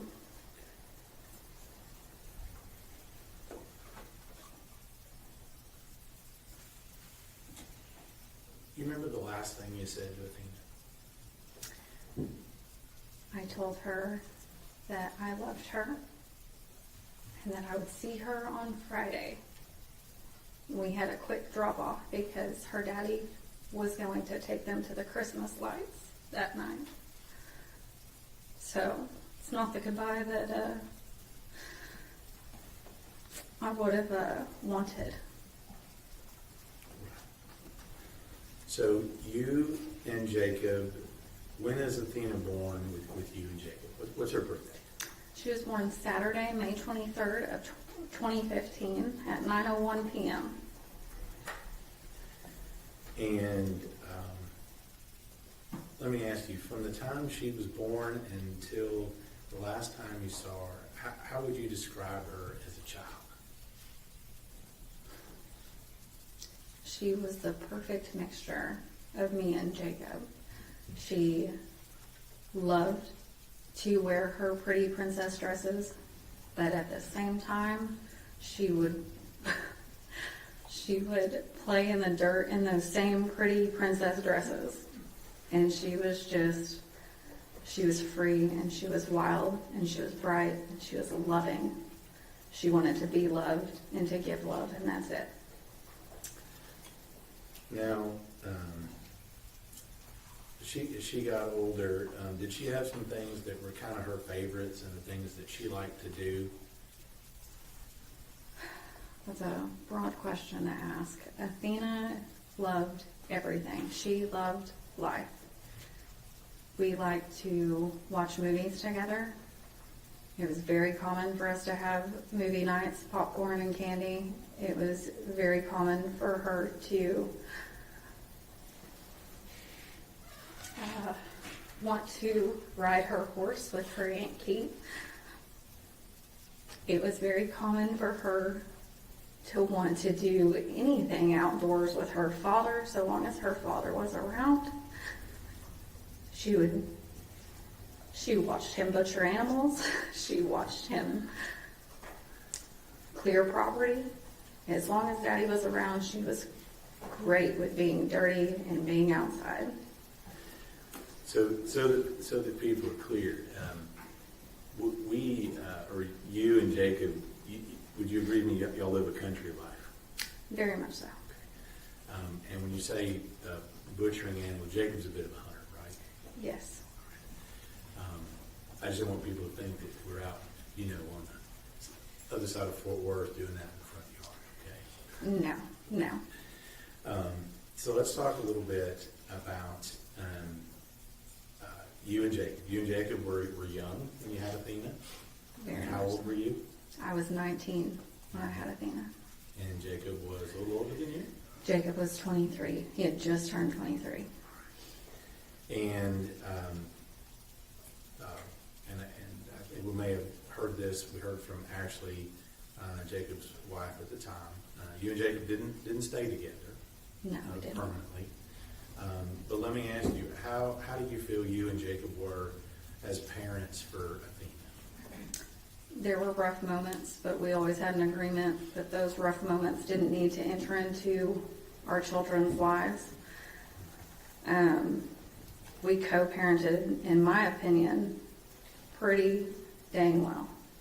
Because as long as Athena's needs were met and she was happy, that was important to him and I. Any doubts at all that you or Jacob or your family in Oklahoma or his family here in Texas absolutely loved Athena? There is no doubt whatsoever that every single person that has ever met Athena, besides maybe one, absolutely loved Athena. Is that the kid on the bus? It's actually the defendant in this case. I would like to think that he doesn't love her. That kid on the bus may also not particularly care for her. The one she smacked in the head with a water bottle. Mommy did teach her that no means no. Right. So, independent? She gets that from me. Okay. And strong? Physically, she gets that from her father. Now, you told me about an event. It's actually a tragic event. Your mother died 4 or 5 years ago. Is that right? It's been, oh God, it's been almost 8 years. This year will make 8. 8 years ago. And tell me what happened with regard to that. And I don't want to ask you about your mom's death, but I think it involves Athena, and I'd like you to tell the jury about that. Well, it was Friday, December 28th of 2018. I had went to work early that morning, as I did all the time. And my mom wasn't supposed to die. She was just fine, but she used to keep Athena for me whenever I went to work. And she just died. But Athena, being Athena, I don't know how she knew. I didn't train her. I didn't teach her what death was. She hadn't had death in her life. But she ran out to my Nana's house, which would be her great-grandmother. And it's about an acre away. Each of these houses are on about an acre. And she went and got help. And the only reason we know that is because there's a Ring camera outside of the house. And she just kept telling my Nana, Grammy's dead. My Nana, being my Nana, didn't grab her phone before she left the house and couldn't get into my mom's phone because it had a code on it. So she sent Athena another acre away in the opposite direction to get more help. She was only 3.5. So at 3.5 years old, she's toddling herself all over the place to try to help your mom. Yes. Next to me, pretty positive my mom loved her more than anyone else in this world did.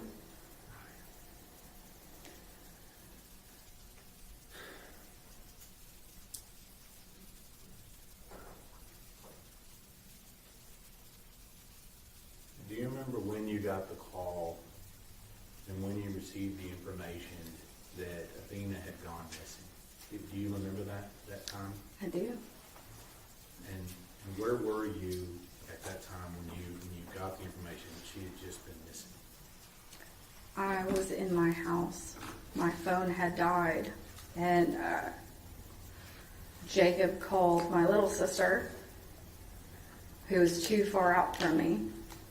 So she called my older sister, and my older sister came banging on the door like you would have thought the house was on fire.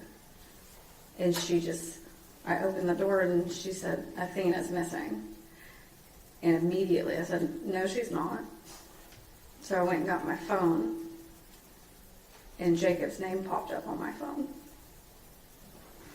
So you knew something was not right. Yes. Now, how far is it from your house in Oklahoma to County Road 3573 that we've been talking about? Typically it's about a 2-hour drive.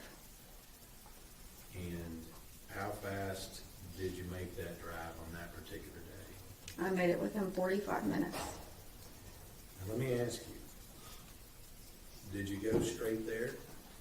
Did you have a stop along the way? Unfortunately, I let my car run pretty clear out of gas, and I said that I would get gas before work the next morning. So I had to stop and get gas in Comanche. And so then you found your way this direction. Yes, I did. Some people will say that moms know when things happen. Would you agree with that? Yes.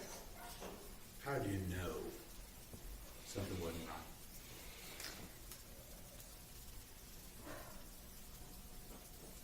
right? On my way down to Jacob's house, I stayed on the phone with him pretty well most of the way until I got to about Ryan, Oklahoma. And then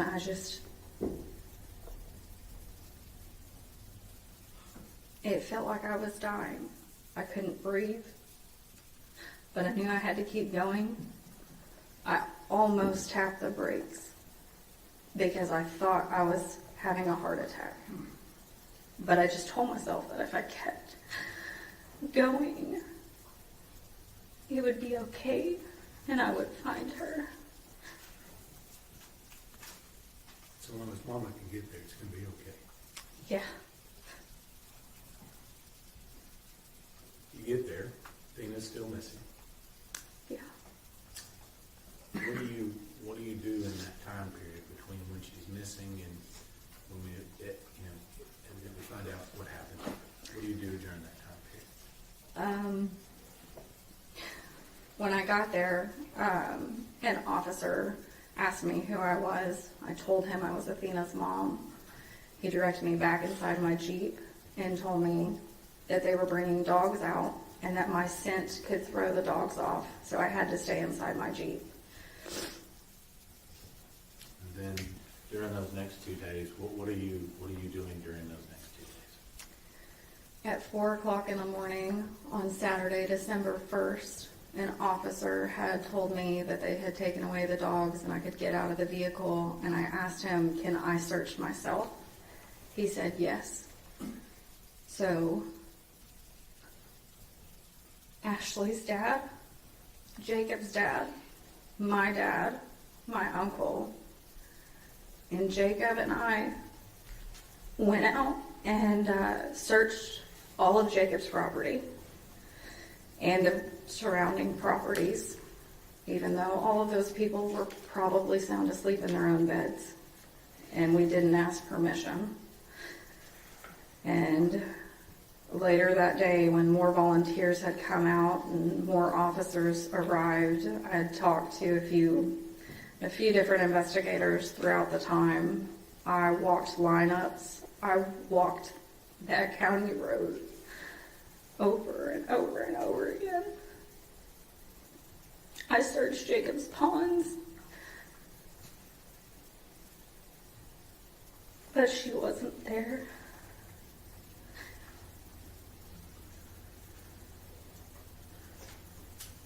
And I'm not from that county, so I didn't know where else to go.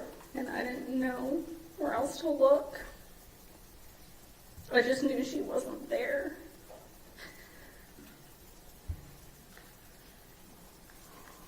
I heard from Sheriff Aiken that he had a meeting with you and Jacob, actually, and some of your family members at a church in Cottonville. Do you remember that meeting? Yes, I do.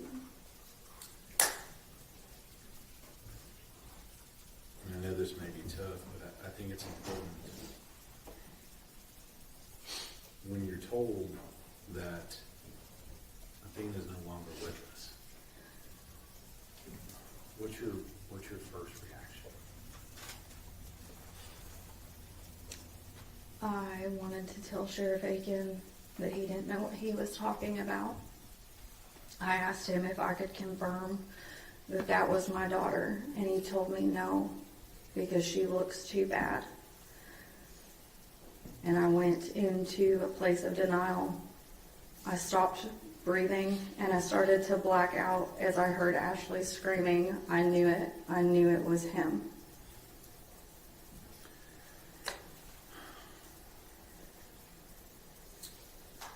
At some point, you gotta be a mom again. Don't you? Yes, sir. At some point, you gotta plan a funeral. Don't you? Yes, sir. At some point, you've gotta see Athena for yourself. Is that right? Yes. Did that happen? Yes. On Tuesday, December 6th of 2022, I was allowed to see Athena for the first time.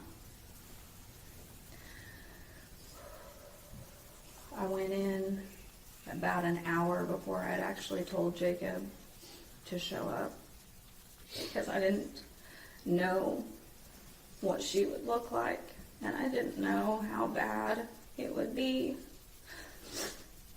And I didn't want him to see our daughter like that. So I went in around 8 in the morning with just my dad.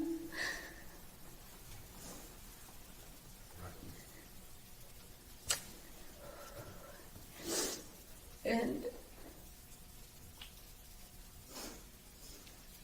her ears were messed up. And she had incision lines. And her chin was scraped up. And so we put her in a hospital gown because I didn't have clothes for her. And she was naked. And I searched her body looking for any reason that that wasn't my baby. And then we did her makeup so Jacob wouldn't have to see the discoloration and how bad it was.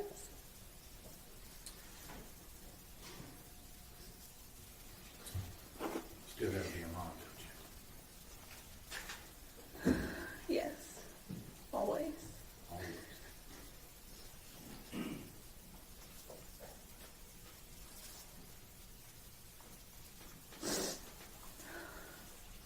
I'm gonna make a guess that Athena didn't stay in that little gown very long, did she? No, she did not.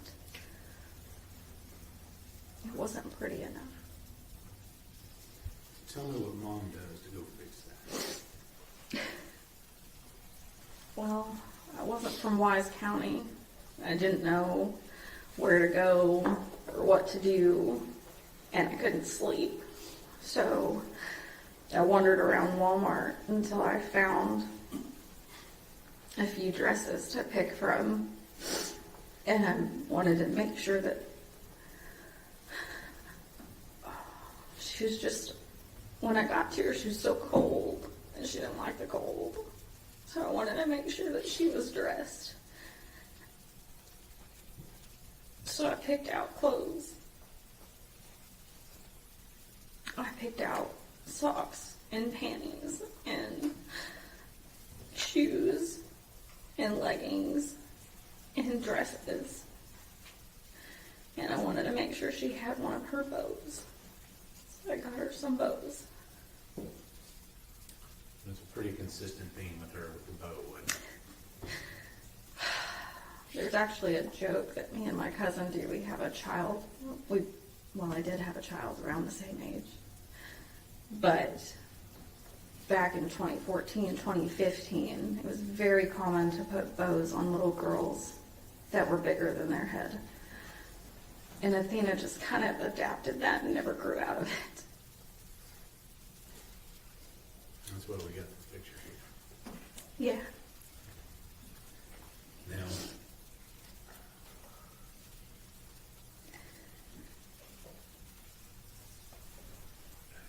do you have another daughter? I do. And what's the age difference between your other daughter and Athena? 4 years and 7 months. Now, I've asked before of witnesses to describe for me their favorite picture of your younger daughter and Athena. Do you have one? It was the first one I ever took of them together. So that'll be right after your daughter was born. Yes, sir. And what's Athena doing in this picture? She's holding Ryan, and she is beaming. She'd been asking me for a sibling for a year or more, and she finally got her. I didn't want her to be alone if something ever happened to me. Because when Mom died and Athena was asking for a sibling, I looked around and I said, hey, at least I've got my sisters.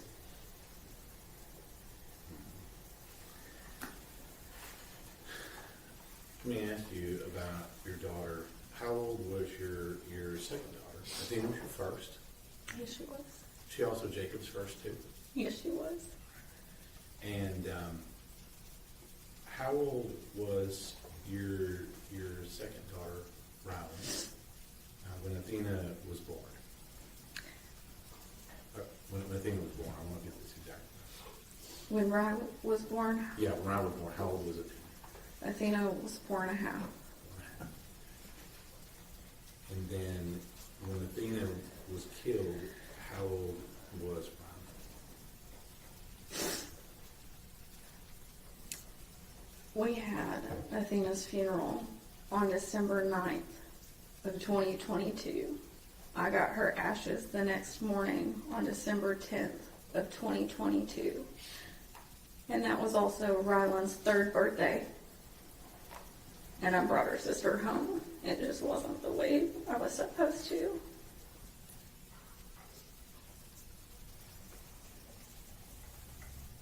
How'd you go about talking to little sister about what happened to her big sister?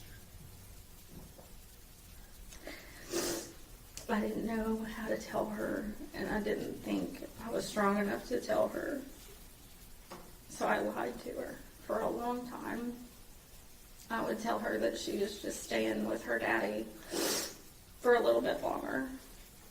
And when she asked to FaceTime her or to call her, I would tell her that she was at school, or she was sleeping, or she was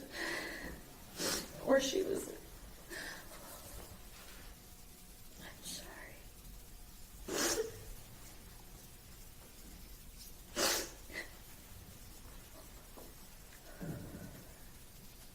I would lie to her. Until about a year ago, she didn't know the whole truth. And, but I didn't tell her that Athena was dead and that she had been killed until Athena's, or what should have been Athena's 8th birthday.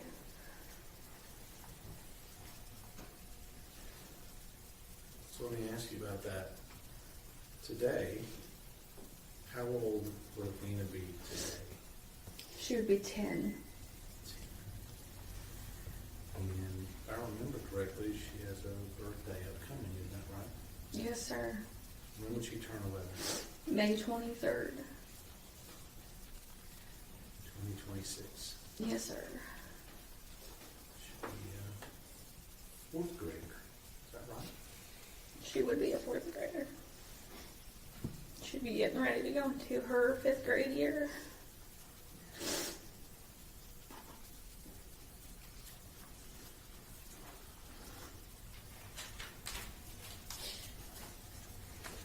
During the course of this case, have you ever missed a hearing? 1. And why do you make it a point to be at every hearing that we've had in this case?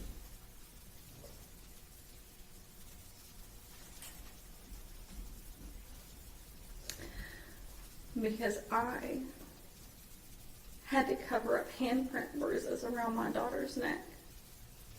And because she no longer has a voice. And I want people to know that she's not just some story. She's not just some number. She's not just some picture you see in a headline. She was loved. She is loved. And she is missed. And she was real. And she had a life.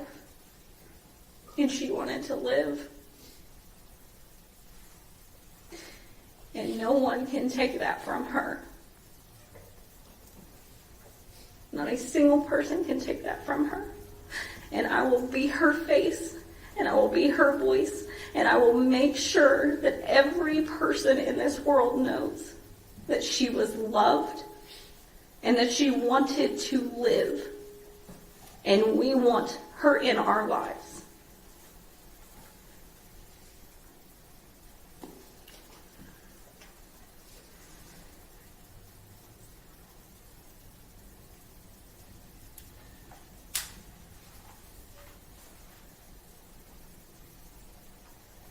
You've been getting evidence, information about this case since the beginning. Yes. And you've been sitting here and you've heard most all the evidence in this case. Yes. But in the very beginning, what kinds of things were you being given? What kind of information were you being given in the beginning? I read Tanner Horner's arrest affidavit where he said he hit her with a truck and he panicked. So he attempted to break her neck and then it didn't work. So he strangled her.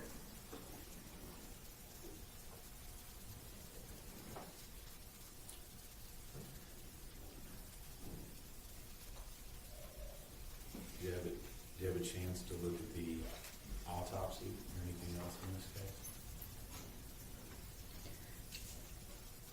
When it came out, I read it. I drove down here the moment that my attorney contacted me and said it was being released. Got pulled over in Bowie for that one because I wanted to read it before the media released it to the public.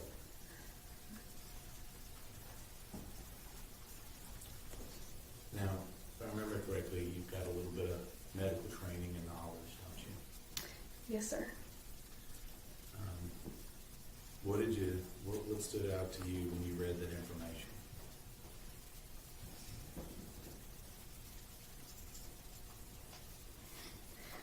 That there were no items of personal belongings listed with her, and that the only thing that was with her was the hands, or the bags around her hands. And I knew that that meant that she didn't have anything on her when she was found.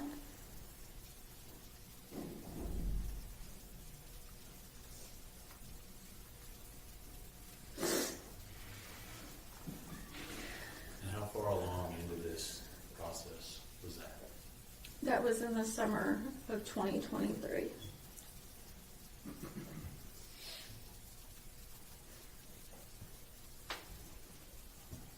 And I'm just going to ask you, how did you react to getting that information in the summer of 2023? I didn't want to believe it. I told myself that I was wrong. I told myself that y'all just do stuff different down here in Texas. And because I'd rather be wrong about that than be right.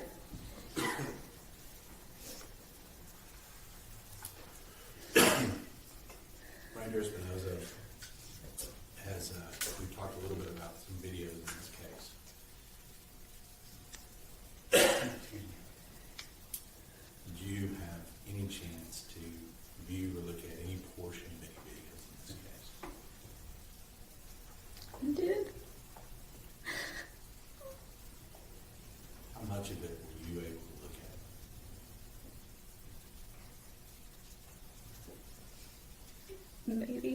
Maybe a minute, maybe two.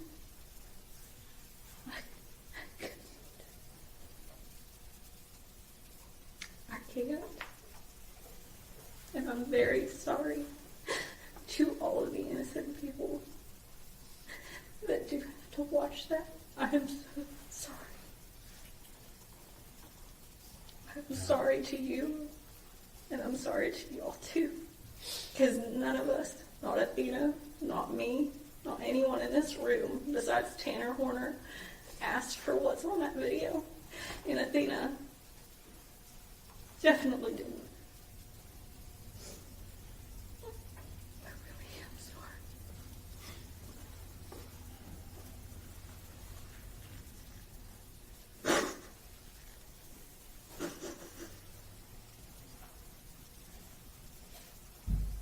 We've been here a little over a week and a half. We've been here, seen some of the evidence in the case.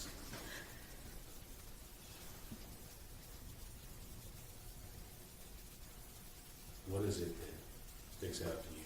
What do you want to know? I know it sounds stupid, and I know it sounds selfish. I know he will never tell the truth. But I want to know where my daughter's shirt is. I want to know everything. But he won't tell me that. And I highly doubt, that he cared enough to pay attention to when my daughter took her last breath. Because I brought her into this world, James. And I know when she took her first, I was there for that. I was there when she took her first steps and said her first word. But I wasn't there when she took her last. So I want to know where her shirt is. Because maybe he could give me that much grace.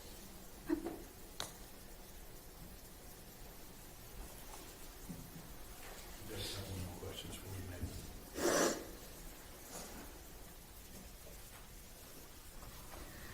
Athena stood in your life, didn't she?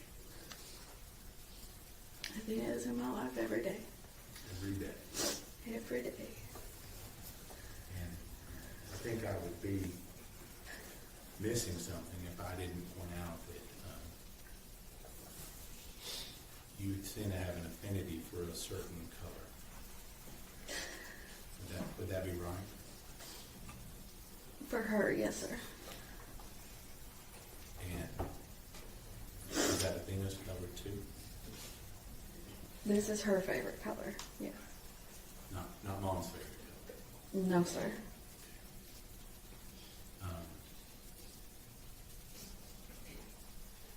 You keep her both? You got your pink? Yes, sir. But do you talk to Athena sometimes? I talk to her every day. What do you say to her when you talk to her? I tell her that I'm sorry. That I wasn't there to protect her and to stop him. I tell her that I love her.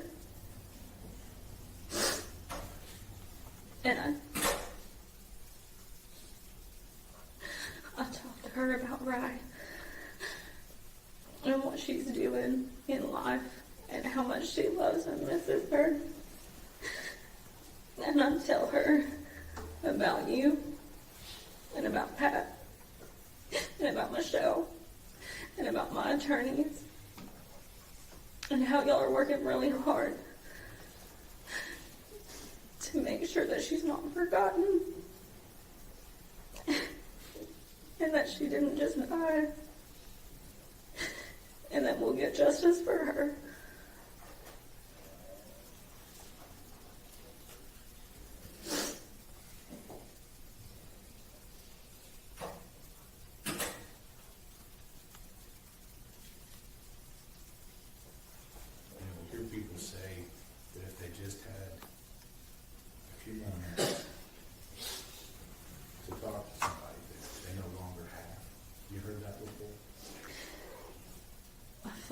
to loss. You had those few minutes to talk with Athena right now, today, sitting in this. What would you tell her? I'd tell her I'm sorry. And I would tell her how much she means to me and her daddy and to her sisters. And how much she is loved. And how much we want her. And just, I'm sorry. I'm sorry, I am. And I didn't protect her.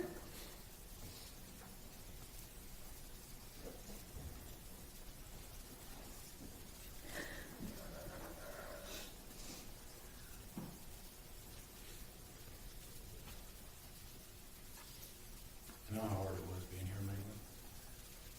And I want to thank you for being here. And opening up your world to us today. That's what it's your. Cross-examination. Ms. Andy, I'm very sorry for your loss. I'm not going to ask any questions today. Thank you very much. May this witness be excused. Thank you, ma'am.